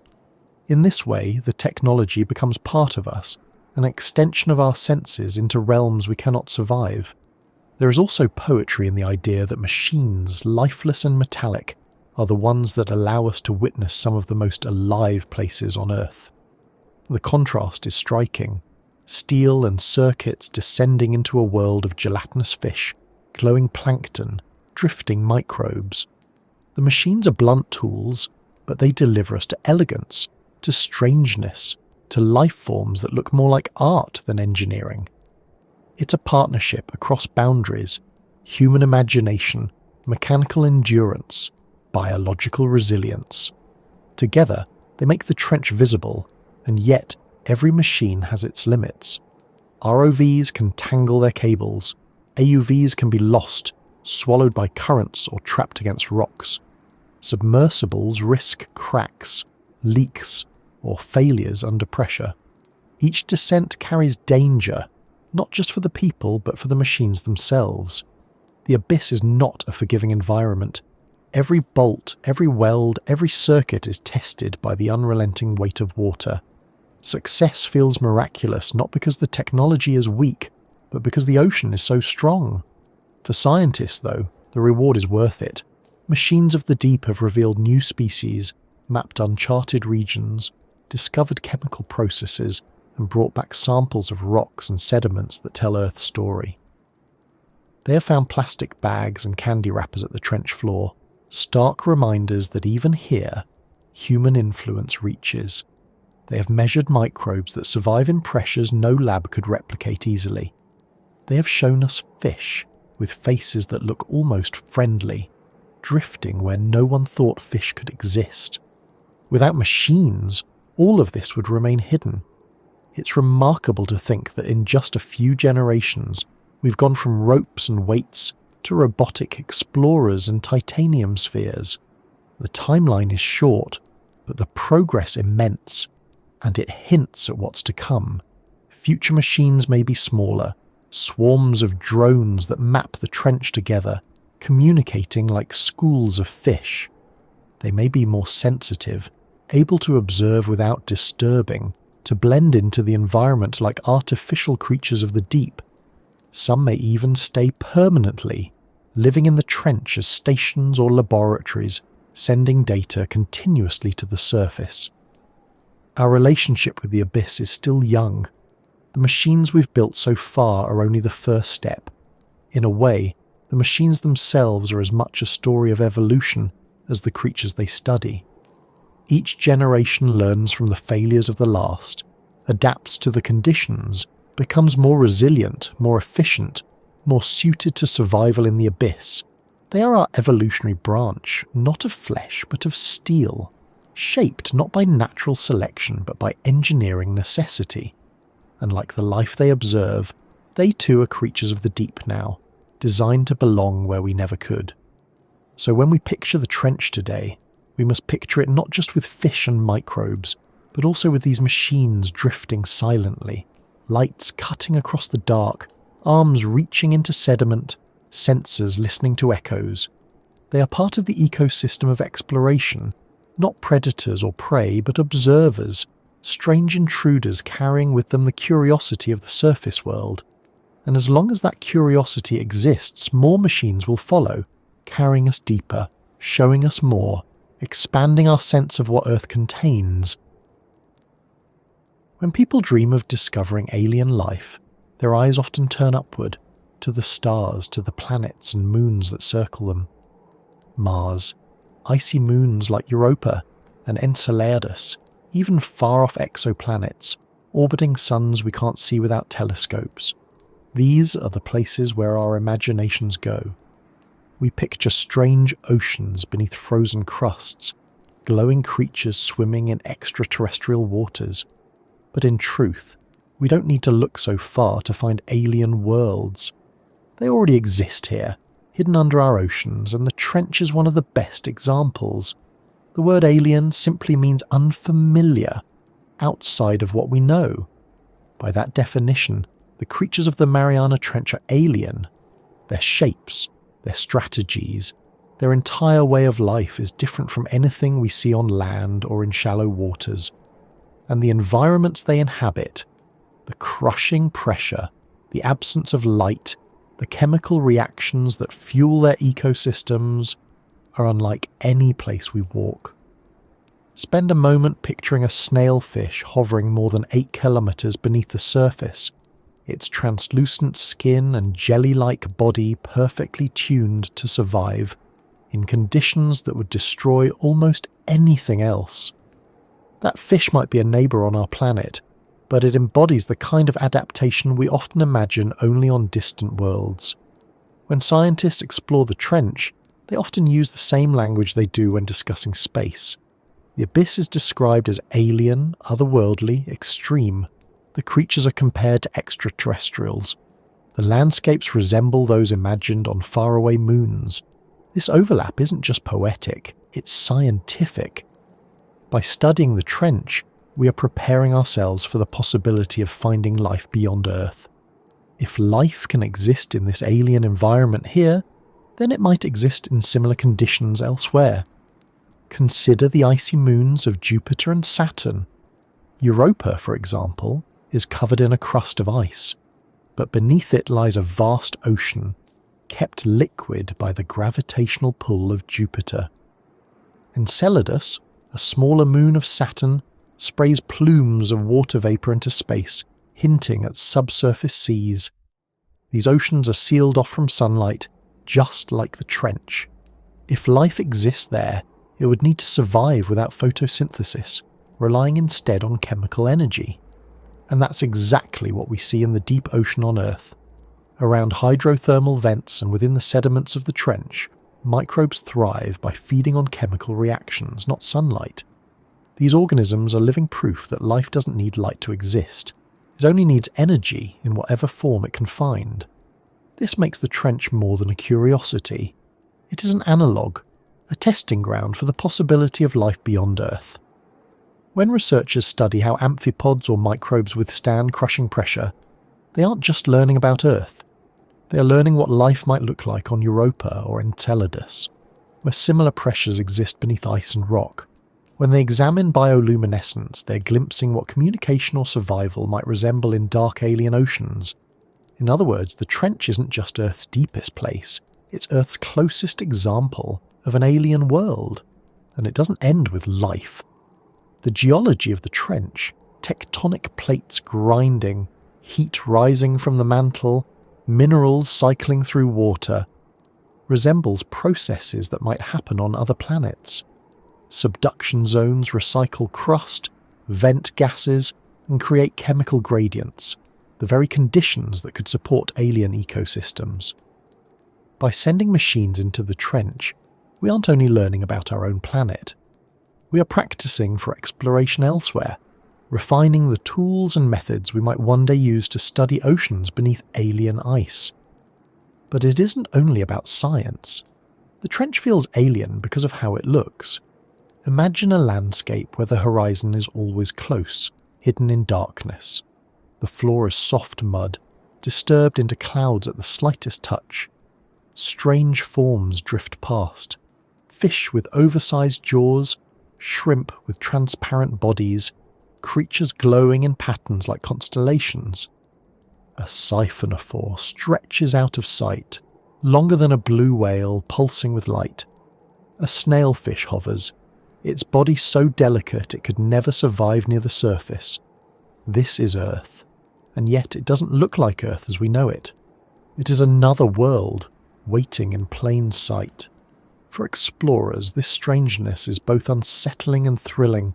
When astronauts describe looking back at Earth from space, they talk about perspective, how fragile and small the planet seems. When submersible pilots describe looking out at the trench, they often talk about the opposite, the sense of vastness, of a planet larger and stranger than they ever realized. Both are forms of perspective, and both remind us that Earth itself contains multiple worlds, not all of them familiar. The idea of alien worlds on Earth also challenges our imagination. Science fiction has long drawn on the deep sea for inspiration. the glowing lures of anglerfish, the vast size of giant squid, the colonial nature of siphonophores. All of these have inspired creatures in movies and books. They feel alien because they already are. The trench shows us that we don't need to invent strangeness. We only need to look closer at what exists. Every bizarre design evolution has produced in the deep could be lifted, unchanged, into a story about another planet, and no one would question its plausibility. And this, perhaps, is the greatest lesson of calling the trench an alien world. It teaches us that alien doesn't mean distant. It means unfamiliar. It means hidden. It means existing under conditions we have not yet adapted to understand. By that definition, our own planet holds alien landscapes, alien creatures, alien ecosystems. They are not waiting on Mars. They are waiting under our oceans, already here, already alive, already thriving. When scientists describe the search for life beyond Earth, they often say we must keep our minds open, ready to recognize life even if it doesn't look like us. The trench is practice for that, because the life here does not look like us either. It glows, it floats, it fuses, it expands its jaws impossibly wide. It doesn't play by the rules of surface biology, yet it follows the same deeper rule. Adapt to survive. To see life here is to prepare ourselves to see life elsewhere. And so, as we think about alien oceans on distant moons, we don't have to wait for spacecraft to reach them. We can imagine them by studying the trench. We can imagine translucent creatures drifting in dark seas, glowing in patterns we don't understand, feeding on chemical reactions at vents deep beneath the ice. We can imagine their patience, their slow rhythms, their resilience against pressure. And in imagining them, we're really imagining our own deep ocean, our own alien world on Earth. What the trench gives us is both wonder and humility. Wonder, because it shows us forms of life so strange they feel impossible, and humility, because it reminds us that we are not the measure of what life can be. We are only one version among many. In the trench, in this alien world beneath our feet, life has taken paths we would never predict. And if it has done so here, why not elsewhere? Why not across the galaxy, wherever conditions allow? The trench is a reminder that life is not fragile, not rare. It is inventive, persistent, and willing to adapt to whatever reality it finds. This is why, when we picture alien life, we don't need to imagine green-skinned humanoids or insectoid invaders. We only need to imagine the gulper eel, the anglerfish, the snailfish, the glowing siphonophores. They are alien enough, and they are real. The cosmos may or may not hold other life, but Earth certainly does, in forms as strange and extraordinary as anything we could hope to discover elsewhere. And so, when we call the trench an alien world, we're not exaggerating. We're acknowledging what has been true all along, that Earth is not one world, but many, that the ocean contains realms as foreign as any exoplanet, that to explore them is to step into the unknown, not by leaving the planet, but by going deeper into it. The alien worlds we seek are already here, shining quietly in the darkness, waiting in silence at the bottom of the sea. Pressure is one of those things we rarely think about in daily life. On the surface, it's invisible, constant, something our bodies are so perfectly adapted to that we never notice it pressing on us from every direction. We breathe, we walk, we live without giving it a second thought. Yet pressure is always there. Air weighing on every inch of our skin, blood pumping through veins, cells filled with fluids balanced against their surroundings. It only becomes noticeable when something changes. Climb a mountain and the air thins, dive into a pool and your ears pop, step into an airplane and the cabin must be pressurized so our bodies stay comfortable. These are minor shifts compared to what happens in the depths of the ocean. Down there, pressure doesn't just change, it dominates. By the time you descend 1,000 meters into the sea, the pressure is already 100 times what it is at the surface. That's enough to make most submarines crumple, enough to crush air cavities in lungs or sinuses instantly. go deeper, and the numbers become even harder to comprehend. At Challenger Deep, the bottom of the Mariana Trench, the pressure reaches more than 1,000 atmospheres, roughly the equivalent of stacking the Eiffel Tower upside down and letting its full weight rest on the tip of your finger. It is, quite literally, a force capable of flattening anything hollow. And yet, paradoxically, this is a place where life thrives. The paradox is simple to state, but difficult to grasp. The same pressure that makes human exploration nearly impossible has become the very condition that life in the trench depends on. Instead of crushing everything, pressure has shaped everything. Creatures here are not exceptions, hanging on in spite of the weight. They are products of it, built by it, inseparable from it. The paradox is that what we see as lethal, they experience as ordinary. How is this possible? The key lies in biology. Most of the animals and microbes living in the trench are built without the weaknesses that make pressure so deadly for us. They don't have large air cavities that can collapse. Instead, their bodies are filled with fluids that transmit pressure evenly. Imagine squeezing a balloon filled entirely with water. It doesn't collapse the way an empty can would, it simply resists. In the same way, deep-sea organisms are soft, flexible, and balanced with the pressure around them. There is nothing inside them to implode. But it goes further than structure. Pressure affects chemistry. At extreme depths, proteins, the molecular machines that drive life, tend to unfold and lose their function. Cell membranes, normally fluid and flexible, become rigid. Reactions slow or fail. For surface life, these changes would be fatal. But deep-sea organisms produce unique molecules, often called piezolites, that stabilize their proteins and keep their membranes functioning under pressure. These molecules act like cushions at the molecular level, countering the squeeze so that cells can operate normally. Without them, life here would grind to a halt. With them, the trench becomes habitable. One of the most studied of these molecules is trimethylamine N oxide, or TMAO. In humans, TMAO exists in small amounts, often linked with fishy smells. In deep-sea fish, its concentration increases with depth. The deeper the fish, the more TMAO it carries, helping to protect its proteins from being crushed. This adaptation, invisible to the eye, is the reason why fish can swim casually at depths where steel bends. In a sense, TMAO is the trench's secret ingredient, a chemical passport that allows life to cross into regions we consider deadly. Even microbes living in the sediment of Challenger Deep rely on similar tricks. Some adjust their entire metabolism, using pressure itself as part of their chemical processes. To them, pressure isn't just an obstacle, it's a resource. Certain bacteria even grow faster under high pressure than they do at the surface, proving that for them, the crushing force is not a problem to solve, but a condition to embrace. That inversion of perspective, the idea that life can prefer extremes, is the heart of the pressure paradox. For humans, this paradox creates both inspiration and frustration. On one hand, it shows that life is more flexible than we ever imagined. If creatures can thrive here, perhaps they can thrive on other planets, under other extreme conditions. On the other hand, it highlights how limited we are.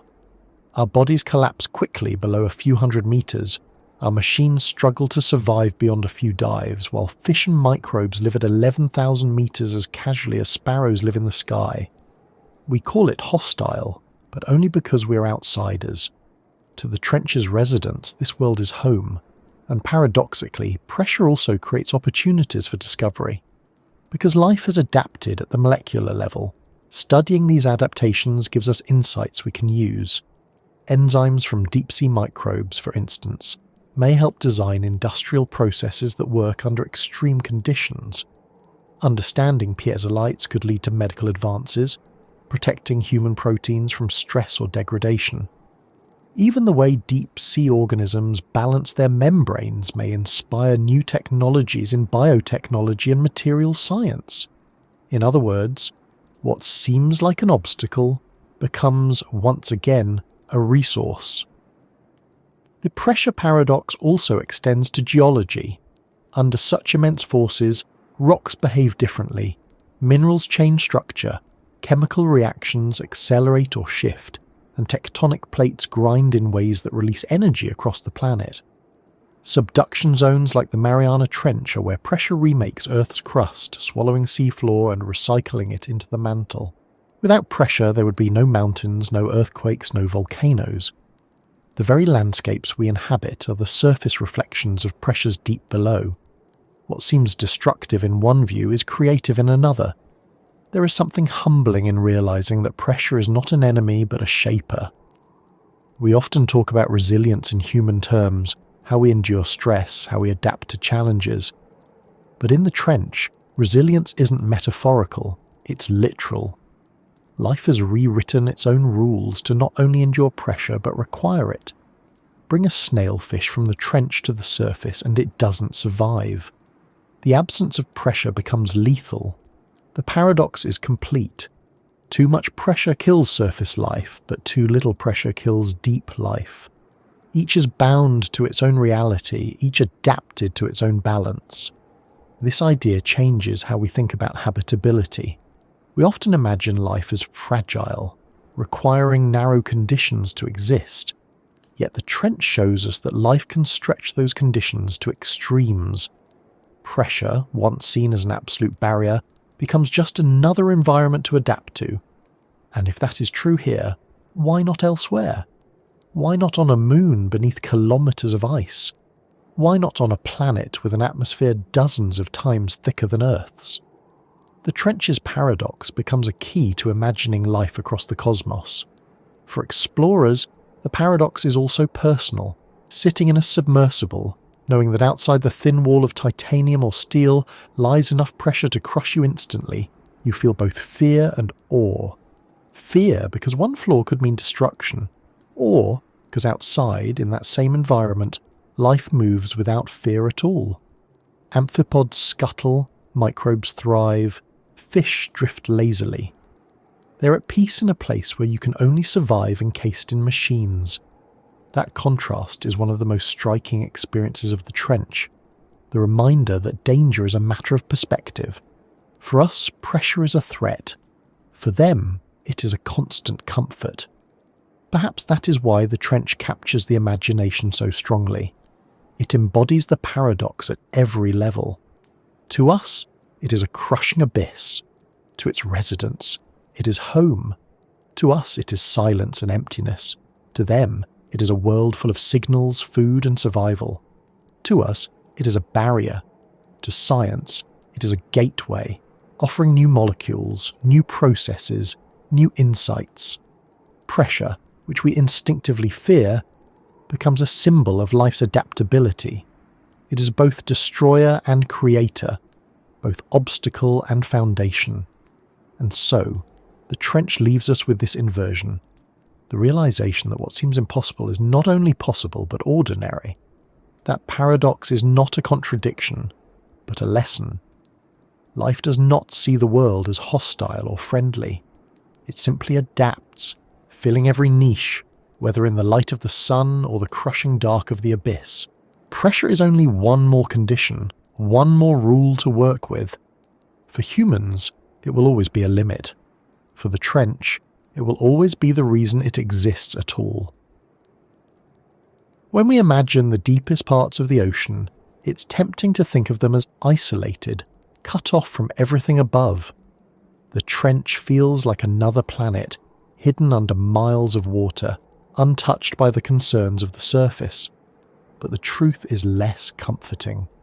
The abyss is connected to us in ways both subtle and direct. Our world on land, full of movement and change, sends constant signals downward. The trench receives them silently, carrying messages from the surface into its quiet depths. Some of these messages are natural, part of Earth's cycles. Others are human, reminders that no place on the planet is beyond our reach. One of the most obvious messages is the steady fall of marine snow. Tiny flakes of organic matter, bits of dead plankton, fecal pellets, fragments of larger animals, drift downward day after day. To the trench, these particles are nourishment, the steady rain that sustains much of its life. Without it, the deep would be barren. With it, amphipods scuttle across the sediment, sea cucumbers glide slowly, and microbes break down each fragment. Marine snow may be unremarkable at the surface, invisible to the human eye, but at the bottom of the ocean, it is everything. It's a message of life, proof that even in darkness, the rhythms of the surface still matter. Occasionally, the surface sends larger messages. When a whale dies, its body sinks slowly into the depths, a process scientists call a whale fall. To the trench, a whale fall is like a banquet. Scavengers swarm, stripping flesh, boring into bones, feeding for decades. Entire communities grow around these sunken bodies, dependent on the nutrients locked inside. What began as a life lived near the surface ends as an ecosystem far below. It's a reminder that nothing in nature is wasted, and that the lives of surface creatures continue to matter long after they've ended. But not all messages are so natural, so balanced. As exploration of the trench has advanced, scientists have found something disturbing. Human fingerprints etched into its very depths. Plastic bags, food wrappers, bottles, items discarded on land have found their way to the deepest seafloor. In 2019, divers inside the submersible limiting factor reported seeing plastic waste at the bottom of Challenger Deep. Imagine descending 11 kilometers into the abyss, past darkness, past silence, past crushing weight, and finding a piece of trash sitting quietly on the sediment. It's almost surreal, but it's real. The trench, once imagined as a pristine wilderness, now carries our signature. Even more unsettling are the invisible messages. Microplastics, tiny fragments of broken down waste, have been found in amphipods collected from the trench.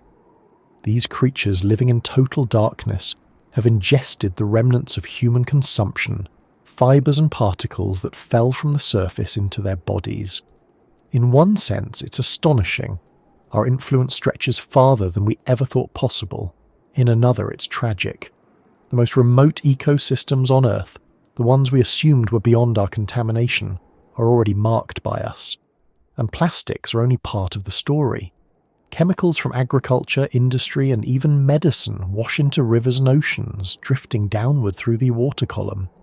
Persistent pollutants, compounds that resist breaking down, have been detected in trench sediments at concentrations higher than expected. These chemicals were created on land, used for decades, banned in some cases, yet they remain in circulation, cycling through air and water until gravity and time carry them to the bottom of the sea. The trench, in this way, becomes not only a graveyard for natural remains, but also for human byproducts storing what we leave behind.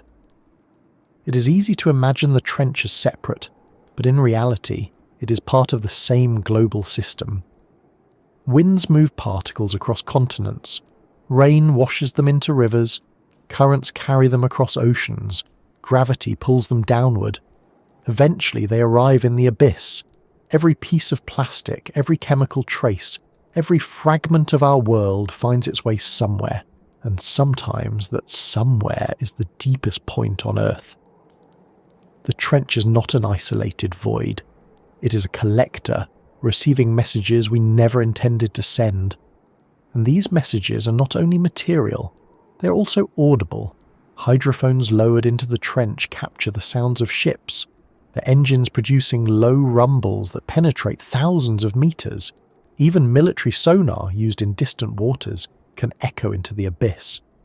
For creatures relying on subtle cues of sound to navigate and survive, these noises are intrusions, messages that disrupt more than they inform.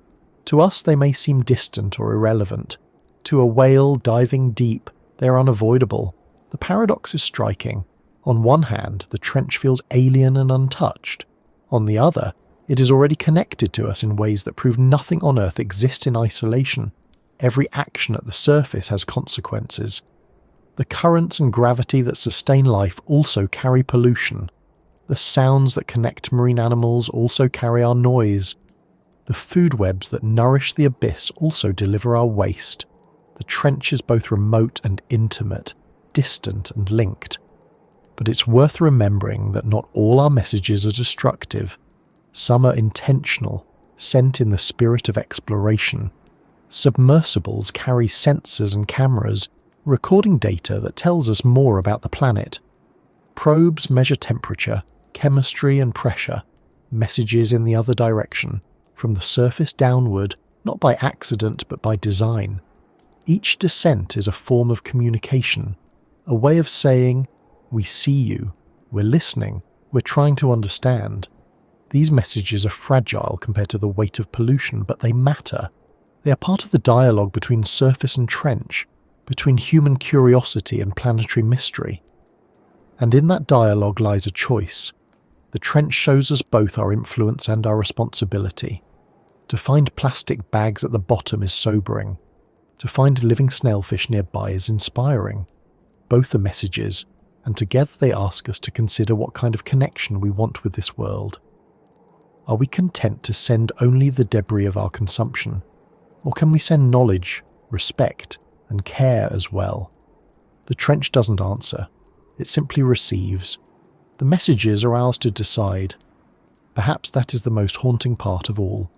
That even in the deepest silence, even in the farthest reaches of Earth, we are present.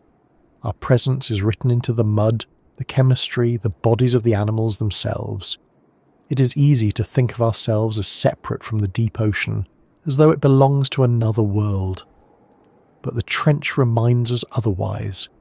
It is part of our world, and it carries our voice whether we mean it to or not.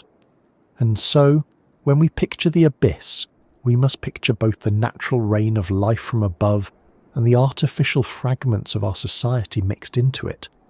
Both fall side by side. Both reach the bottom. Both become part of the story of the trench.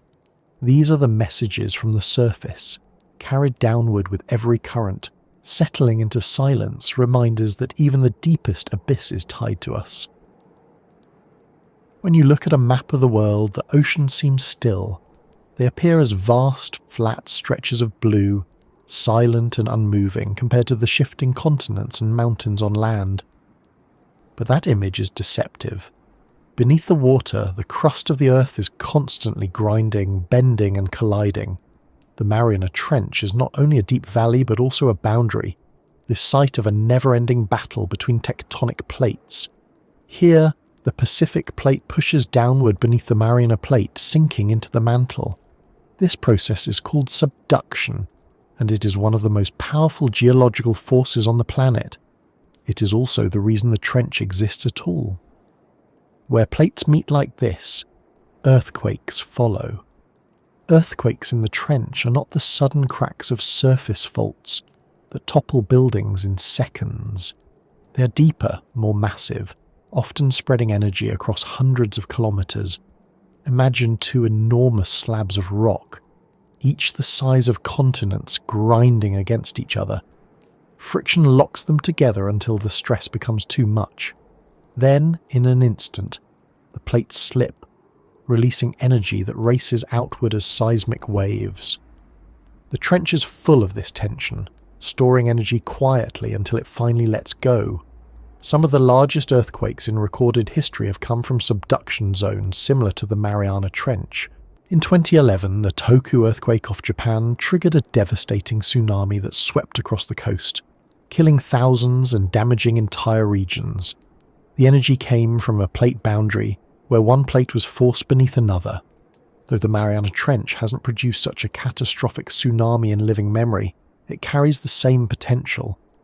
The grinding of plates here is relentless, and the possibility of sudden release always lingers. For scientists, studying these earthquakes isn't just about prediction. It's about understanding the anatomy of the Earth itself. When a quake shakes the trench, it reveals how the crust is structured, how stress builds, and how energy moves. Seismic waves bounce through the rock, carrying signatures that can be read like fingerprints. By analysing them, geologists learn not only about the trench, but about the entire planet. The Mariana system becomes a window into Earth's restless interior, a reminder that the ground beneath our feet is never still. Living creatures in the trench experience these quakes in ways we can barely imagine. A sudden jolt might stir sediment clouds, disrupting the calm. Animals living in burrows may feel their walls collapse. Hydrothermal vents may crack open or shut down, cutting off sources of chemical energy. To them, earthquakes are not abstract data. They are events that reshape the landscape in real time, and yet life here has adapted. Just as surface animals survive storms, deep-sea creatures persist through these upheavals, continuing their slow routines as if nothing had happened. The resilience of life extends even to the trembling of the earth itself. Some quakes are small, barely detectable by instruments. Others are massive, echoing through the Pacific basin. But all of them carry the same message, that the trench is not passive. It is alive with movement, driven by forces older and stronger than anything humans can control. This movement creates the deepest valleys, the tallest underwater mountains, and the fiery volcanoes of the Mariana Islands nearby. The earthquake is not a side effect. It is the sound of the planet breathing, stretching, renewing itself through tension and release. Technology has given us new ways to listen to these quakes. Seismometers placed on the seafloor record vibrations with extraordinary sensitivity. Hydrophones capture the low rumbles as they echo through the water. Satellites detect minute changes in the Earth's surface after big events, measuring shifts no human eye could see.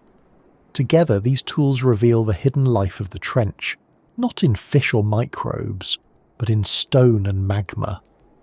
The Earth is not static. It moves under us always, and nowhere is that clearer than in a subduction zone. For the people who live near the Pacific, this reality is not academic. Earthquakes under the sea can generate tsunamis, waves that travel across entire oceans, striking shores thousands of kilometers away. The trench holds the potential for such events, though the patterns are difficult to predict. This unpredictability is part of the unease we feel when thinking about earthquakes. They are reminders that we live not on a solid world, but on shifting plates floating on molten rock. The ground we trust is, in fact, temporary. The trench reminds us of that truth more than anywhere, and yet earthquakes are not only destructive, they are also creative. Without them, mountains would not rise, volcanoes would not form, continents would not drift.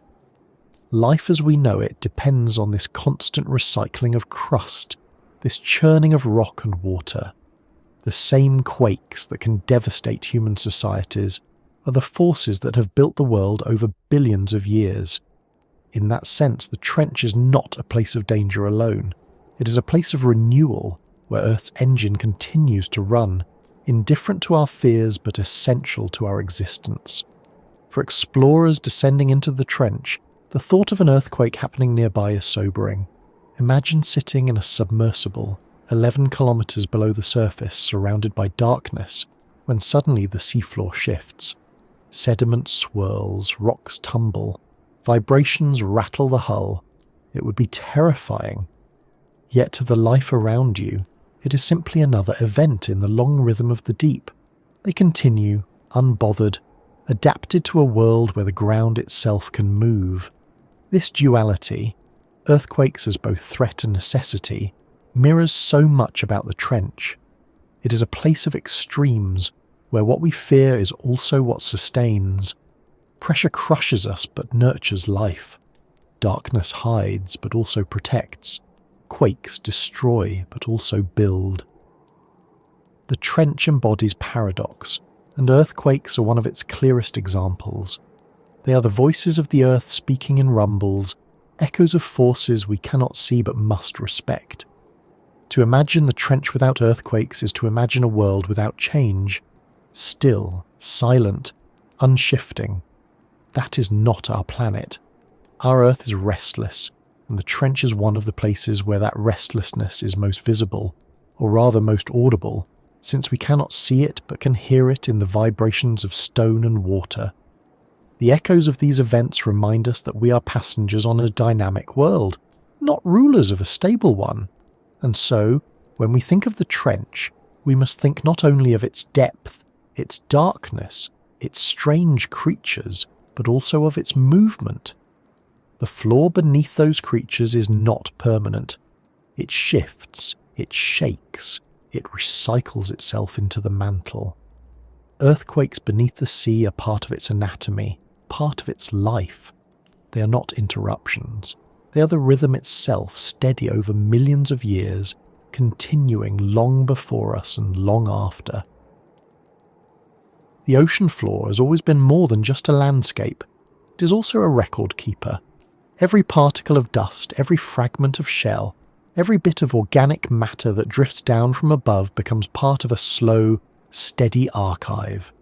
Over thousands, then millions of years, these layers build into a history book unlike any other. The trench, with its vast depth and isolation, is one of the most complete archives of all. It is not simply a place where life exists now. It is a place where the story of life and Earth itself is preserved, stored quietly in the sediments and rocks far beneath the waves.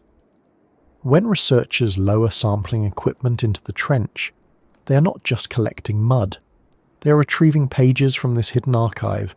Inside the sediments are fossils of microscopic organisms, tiny shells made of calcium carbonate that once floated in sunlit waters millions of years ago. Each shell records the chemistry of the water it lived in, like a code etched in mineral. By studying them, scientists can reconstruct ancient climates, tracing how temperatures and ocean currents shifted across epochs. The trench, then, becomes more than geography. It becomes memory.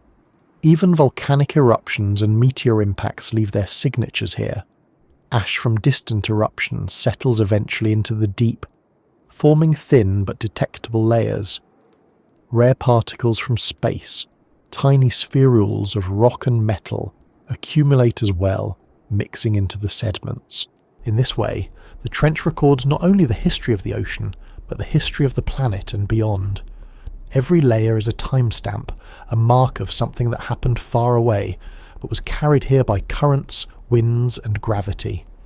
The time capsule is not limited to ancient events. It also preserves the more recent influence of humanity.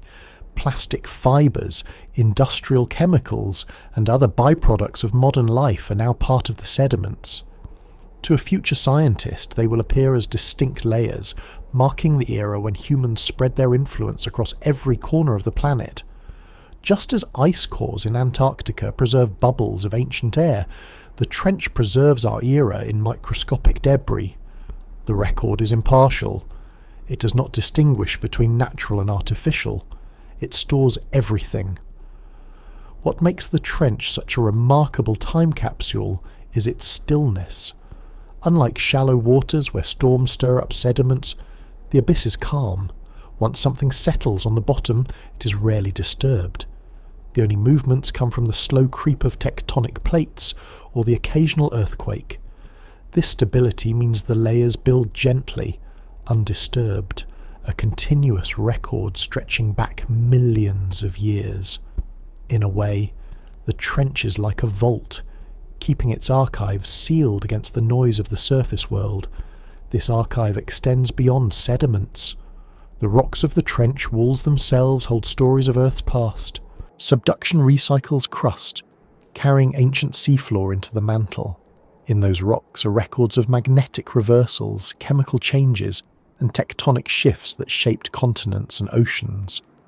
By studying samples from these rocks, geologists can trace how Earth has evolved, how its plates have moved, how its chemistry has shifted over deep time. The trench is not just a snapshot. It is a movie, slow and patient, spanning billions of years. For life too, the trench acts as a capsule. Fossilized remains of deep-sea creatures preserved in sediments show how species have adapted or gone extinct. Microbes living in the deepest layers may be descendants of lineages stretching back to the origins of life itself. Some may even resemble the first forms of metabolism that existed on Earth, long before oxygen filled the atmosphere. Studying them gives clues to what life looked like at the beginning, when Earth itself was alien compared to today. The trench, in this sense, preserves not only history but origins. It is strange to think that the quietest place on Earth is also one of the most informative. To peer into its sediments is to look backward in time, farther than any written record, farther even than human existence. Our civilizations rise and fall in the blink of an eye compared to the trench's archive.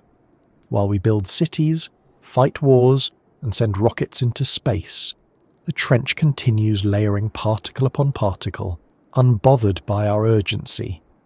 Its patience dwarfs ours. The time capsule also holds lessons for the future. By studying how the climate shifted in the past, scientists can predict how it may change again. The sediments reveal periods of warming and cooling, rises and falls in sea levels, fluctuations in carbon and oxygen. These patterns give us context for the changes happening now. They show us that Earth's climate has always been dynamic, but they also reveal how unusual the rapid pace of modern change is. The trench is not only a record of what has been, it is a warning of what may come, and yet despite all this knowledge, much of the archive remains unread. The trench is vast, and only a few samples have ever been taken from its depths. Each new core reveals surprises, unusual fossils, unexpected chemical signatures, unexplained anomalies. The archive is too large for us to exhaust anytime soon. It waits patiently, holding more secrets than we could uncover in centuries. Perhaps the most profound realization in thinking of the trench as a time capsule is that it links the present with the ancient. The amphipod scuttling across the sediment today walks on the remains of creatures that lived millions of years ago. The snailfish hovering above mud is suspended over layers that tell of ancient climates, volcanic eruptions, even cosmic events. Life in the trench exists not on a blank slate, but on top of a library, one that it cannot read, but that we can if we choose to look. It also challenges how we think about permanence. On land, mountains erode, rivers shift, cities crumble. In the trench, things last. A plastic bag dropped into the ocean may degrade quickly on the surface, but at 11 kilometers down, in the cold, dark stillness, it may remain intact for centuries. Bones of whales may sit undisturbed for decades, slowly colonized by microbes. Even footprints left by submersible tracks could last far longer than footprints on a beach. The trench is not timeless, but it is slower, more patient. It holds on to things. That's what makes it such an effective capsule. Standing on the surface of Earth, it's easy to forget that our history is written in more places than books and ruins. It is also written in sediments, in rocks, in the chemistry of the deep. The Mariana Trench is one of the deepest archives we have, storing not just the story of humans, but the story of the planet itself. To study it is to read Earth's autobiography, one that has been written particle by particle for millions of years. And so, when we think of the trench, we should not see only a void or an abyss. We should also see a vault, filled with stories waiting to be uncovered. It is a reminder that time is not just passing. It is being recorded silently, layer by layer, in the deepest parts of our world. The trench is not only a place of pressure and darkness, it is a place of memory, a time capsule holding the echoes of everything that has ever fallen into it. For as long as people have looked out over the sea, the depths have carried mystery. Standing on a shore, watching waves vanish toward the horizon, it is natural to imagine what lies beyond, and even more natural to imagine what lies below. The ocean is vast enough to inspire awe, but its hidden underside has always been something else, an open space for fear, for wonder, for stories. The Mariana Trench, though discovered only in the last century and mapped with precision even more recently, has inherited a long tradition of myth. In many ways, it is the modern version of the abyss that humans once filled with monsters and gods. Ancient cultures around the world describe the ocean as a place of chaos. In Mesopotamian myth, the primordial goddess Tiamat embodied the salt sea, vast and untamable, giving birth to creation itself. In Greek stories, Poseidon ruled the waters with temper and force, sending storms and quakes at will. For Polynesian navigators, the ocean was both pathway and mystery, filled with spirits and creatures beyond imagination. The sea was never just water. It was a living presence, capable of feeding and destroying. Its depths, unseen, became the natural home for beings too strange to walk on land. As seafaring spread, sailors told stories of what they encountered, or thought they encountered. Giant squids became krakens, their tentacles imagined long enough to drag entire ships under.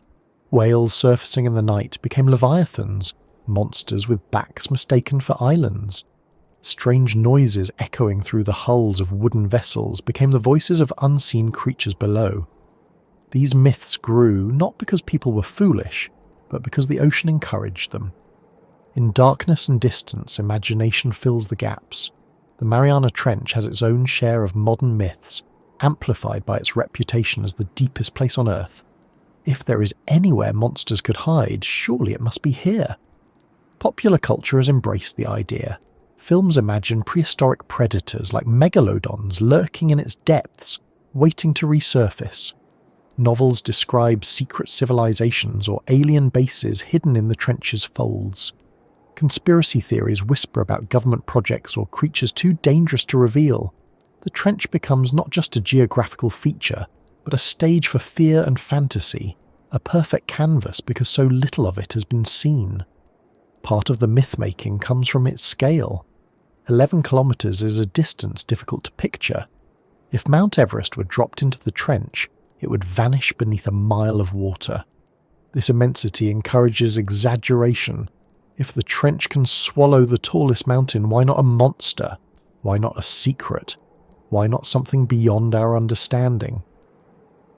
The lack of direct human presence, so few dives compared to the number of space missions, only fuels this sense. The trench is still mysterious, and mystery breeds myth. But what's interesting is how often the truth mirrors the myth in its own way. Giant squids do exist, their eyes as large as dinner plates, their bodies stretching meters long. They are not krakens, but they are remarkable enough to inspire the legend. Strange noises have been recorded in the Pacific, unexplained sounds like the famous bloop of 1997. It turned out most likely to be ice, not a creature, but the recording was eerie enough to spark years of speculation about monsters of the deep. Even the idea of alien life finds resonance here, because the trench truly does resemble environments we expect to find on other worlds. In a way, the trench doesn't need exaggeration. Its reality is strange enough. Some myths also reflect truths about human psychology. We are drawn to the idea of hidden dangers, of monsters lurking below. The abyss is a mirror for our anxieties, a place to project what frightens us most. In times of exploration, it held sea serpents. In times of war, it became a hiding place for enemy submarines. In times of science fiction, it became a realm of aliens or ancient beasts. The myths change, but the trench remains the same. It is the canvas, we are the painters. And yet, myth serves more than fear. It also preserves wonder. Stories of leviathans and krakens may not be literally true, but they keep alive the sense that the ocean is bigger than us, stranger than us, older than us. That sense is not misplaced. Even without monsters, the trench is filled with creatures that look like they belong in fantasy. Anglerfish with glowing lures, siphonophores longer than whales, jellyfish that pulse with light like living lanterns. Myth exaggerates, but it exaggerates something real, the feeling of standing before a mystery too vast to comprehend. For scientists, these myths are both challenge and opportunity. They must separate fact from fiction, testing what stories conceal truth and what they don't. At the same time, myths help fuel interest. People who might never care about amphipods or microbes may still be captivated by the idea of a giant predator hiding in the trench. Curiosity, even when sparked by fiction, often leads to discovery. The trench benefits from its myths because they keep people looking, wondering, imagining. There is also a deeper irony. While we imagine monsters in the trench, the real dangers we've placed there are far more mundane. Plastic waste, chemical pollutants, fishing debris. These are the true leviathans of our age, threats not imagined but real. They don't inspire movies or legends, but they shape the abyss more profoundly than any mythical beast. The myths we tell often distract us from the reality we've created, a reality just as strange and more urgent. Still, myths endure because they speak to something essential. They remind us that the abyss is not just a place on a map, but a symbol. It represents the unknown, the part of the world we cannot master, the place where our control ends. We may map continents, fly planes, and even send rockets to other planets, but the abyss resists us. It remains dark, pressured, silent, and vast. Myth acknowledges this resistance, dressing it in stories so we can grapple with it. And perhaps that's the final truth of myths of the abyss. They don't vanish when we gain knowledge. They adapt, just as life does. Today we know that giant squids are real. We know the trench holds fish and microbes, not dragons. But still we tell stories, imagining what else might be there. What else might be hiding beyond our cameras and lights? Knowledge narrows the mystery, but it never erases it. There will always be space for myth, because the abyss will always be larger than our understanding. For all the dives, all the maps, all the samples brought back from the bottom, the Mariana Trench remains more unknown than known. That is one of its most striking qualities. We live in a world where satellites trace the outlines of continents, where aircraft fly in predictable paths across oceans, where cities shine so brightly they can be seen from space. It is tempting to believe there are no mysteries left. And yet, beneath the water, the trench waits, reminding us that most of Earth is still hidden, still undiscovered, still refusing to give up its secrets. The first thing we don't know is the simplest. What exactly lives there? Every new descent brings images of animals no one has ever seen before. Some are recognizable, a kind of fish, a kind of shrimp, a kind of jelly, but with twists that make them new species entirely. Others defy easy classification. They hover, they drift, they pulse in ways that don't fit neatly into categories. And then there are microbes, invisible to the naked eye but countless in number. Samples from trench sediments reveal entire lineages of bacteria and archaea that don't match anything in existing databases. These are forms of life we didn't even know existed until a probe scooped them from the mud. How many more are there, waiting in valleys and ridges still unvisited? No one knows. The second unknown is how these creatures truly live. We can bring back samples, but in most cases they die quickly at the surface. The pressure difference is too extreme. Even if they survive, their behaviour may change outside their natural environment. Imagine trying to understand birds by watching them in cages, or trying to understand forests by looking at a single leaf. That is the challenge of the trench. We see fragments, but the whole picture remains elusive. Do snailfish have complex interactions with amphipods? Do microbes form communities shaped by chemical gradients we can't yet detect? Do some creatures migrate up and down through the trench, following unseen patterns? These questions linger, unanswered. We also don't fully understand how the trench itself shapes life. Pressure and cold are obvious, but the geology adds complexity. Subduction zones generate heat, release minerals, and create chemical environments unlike those found in open ocean plains. Some microbes feed directly on these minerals, thriving in places where no sunlight or organic matter is required. Could larger organisms also rely on these chemical foundations in ways we haven't discovered? It's possible. Entire food webs may be operating on rules we don't yet grasp. Another great unknown is how the trench changes over time. We see it as static, a deep valley that has always been there and will always be there. But in geological terms, it is dynamic.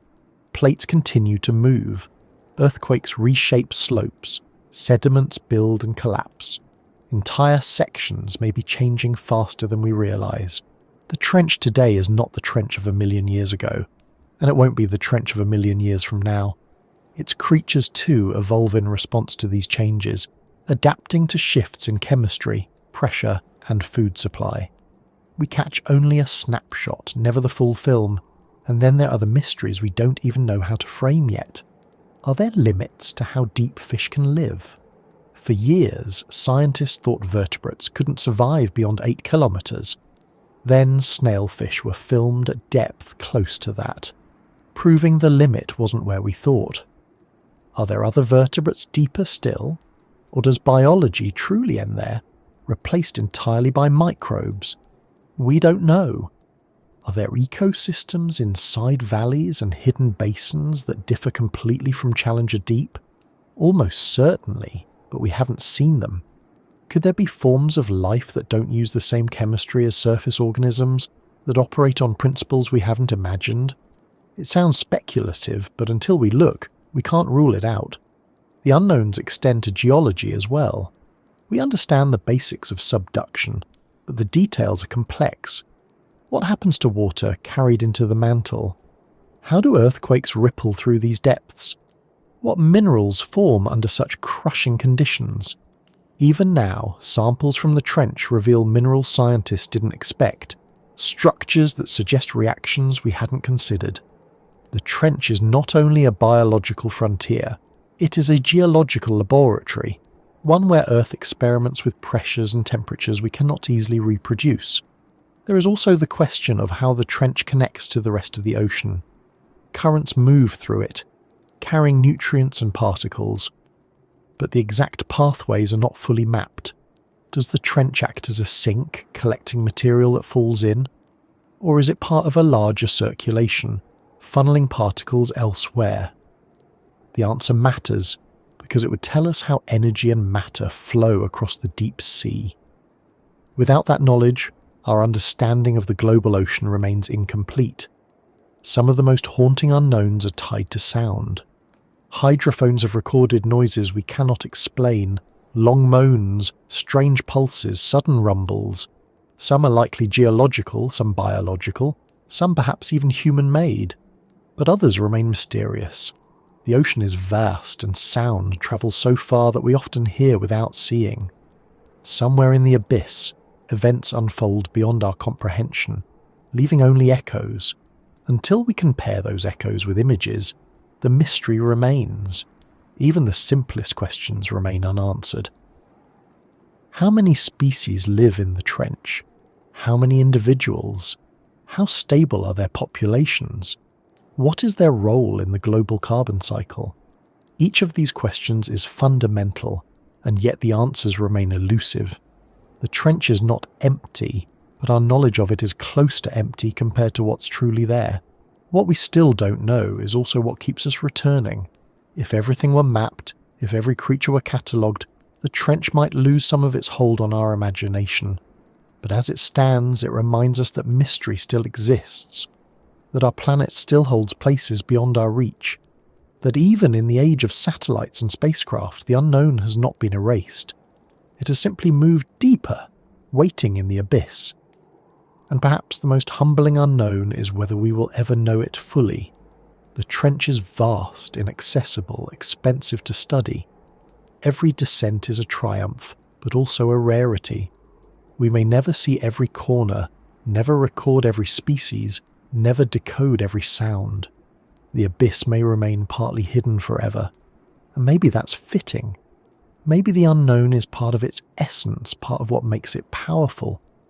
To know everything is to lose the sense of wonder. To not know is to be reminded that discovery is still possible. The trench whispers these mysteries to us quietly, not with answers, but with questions. What lives here? How do they survive? What is the full shape of the seafloor? How do earthquakes ripple? What sounds are we hearing? What else waits, unseen? These are the questions that keep scientists returning, that keep stories alive, that keep imagination reaching into the dark. In the end, what we still don't know about the trench may be more important than what we do. The known tells us facts, the unknown tells us possibilities, and it is in those possibilities that curiosity thrives.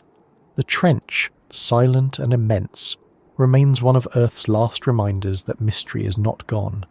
It is alive, waiting patiently, 11 kilometers below the surface, in a world where knowledge fades into darkness and the unknown still holds sway.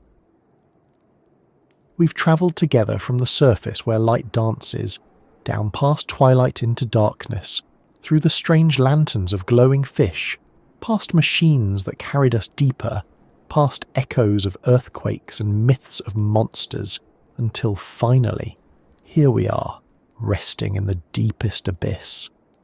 It feels right to pause here, in the stillness of the Mariana Trench, and let everything we've seen settle like the marine snow that drifts down through the water column. When we began, the trench might have felt like a single mystery, a simple question of what lies at the bottom. But over the course of this journey, it has revealed itself as something much larger. It is not just a hole in the seafloor, it is a world within our world, a place shaped by the grinding of tectonic plates, filled with life that glows, pulses, and thrives in ways that challenge our assumptions. It is a time capsule, preserving the history of the Earth. It is a mirror, reflecting our myths, our fears, our hopes. It is a frontier, as much as spaces, demanding machines, patience, and imagination to explore. And it is still unfinished in our minds. We know more than we did 50 years ago, but most of the trench is still unseen, untouched, waiting. What we don't know is as vast as the trench itself. That is part of its power, the way it stretches imagination as much as geology. Every amphipod scuttling across sediment, every echo recorded by a hydrophone, every microbe thriving in mud is a reminder that Earth is not done surprising us. But beyond the science, beyond the data and discoveries, the trench offers something quieter. It offers perspective. It reminds us how small we are, how temporary, how fragile. Our entire species lives in a thin shell near the surface of the planet, while below us lies a volume of ocean so immense we can barely measure it. The trench itself could swallow mountains, and yet it goes about its existence silently, indifferent to whether we notice it or not. In that silence, there is humility, and yet there is also comfort, because the trench is not empty, it is alive. Life has found a way here, just as it has everywhere else on Earth. Even under pressures that crush steel, even in darkness older than humanity, there are creatures that swim, microbes that multiply, ecosystems that persist. Life's resilience is perhaps the greatest lesson of all. If it can thrive here, it can thrive anywhere. And if it can thrive anywhere, then maybe we too can endure in the places that feel most impossible for us. There is also the paradox of connection. We think of the trench as remote, unreachable, separate. But it is not separate from us. Every piece of plastic, every chemical, every sound of a passing ship eventually reaches even here. The deepest point on Earth carries our presence. That can feel unsettling, but it can also remind us of responsibility. The trench belongs to Earth, and so it belongs to us all. What we put into the world will always find its way downward. In that sense, the abyss is not far away. It is always underfoot. As we rest in this imagined submersible, surrounded by silence, it is easy to see why myths have flourished about such places. The abyss feels like a blank canvas. We can paint monsters onto it, or civilizations, or secrets. But the truth is richer. The real trench contains more than fantasy ever could. It contains landscapes formed by plates grinding over millions of years. It contains fish with faces as strange as anything in science fiction. It contains chemical processes that echo what life might look like on alien worlds. It contains echoes of earthquakes, whispers of storms from above, the remains of whales that once swam the surface. It is full, not empty. And resting here, it doesn't feel terrifying. It feels calming, as though the sheer weight of silence presses not only on the submersible, but on the mind, stilling it. Perhaps that is why the trench makes such a fitting place to end. After the long journey through zones of fading light, past creatures with lanterns and jaws, through records of quakes and myths, we arrive at stillness. There is no need to go further. This is the bottom. This is as deep as it goes. There is something satisfying about that finality, and yet it doesn't feel like a wall. It feels like an invitation to pause, to rest, to let the mysteries remain mysteries for a while. And as we rest, it's worth asking what this descent has really shown us. Not just about the trench, but about ourselves. We are creatures of the surface, but we are also creatures of curiosity. We build machines to take us where our bodies cannot. We invent stories to fill the darkness we cannot see. We ask questions even when answers are far away. The trench is a symbol of that restless curiosity. It is proof that even in the 21st century, when maps are full and satellites circle the globe, there are still places that make us feel small, places that remind us that discovery is not finished. In a way, the trench is not just a destination, but a mirror of the human mind. Both are deep, both are layered, both contain secrets hidden beneath the surface. We may never see every corner of either, but the search itself is what gives meaning. The abyss is not frightening when you think of it that way. It is familiar. It is part of us. And so, as we imagine turning off the lights in this vessel, drifting upward slowly toward the surface, let the stillness of the trench linger with you. Let the silence of 11 kilometers down follow you into your own night. The ocean will keep its secrets for now. That's all right. Not everything needs to be solved. Some things can simply be rested in. If you've enjoyed this long descent, if the calm of these stories has given you something to think about or simply helped you find rest, then thank you for being here. You are part of this journey, just as much as the machines, the scientists, the creatures, and the myths. The trench is vast, but it feels smaller when shared. And now, it's time to surface again, slowly, without hurry. The abyss will still be here, waiting, full of life and silence, full of stories not yet told. For tonight, though, let it rest, and let yourself rest with it.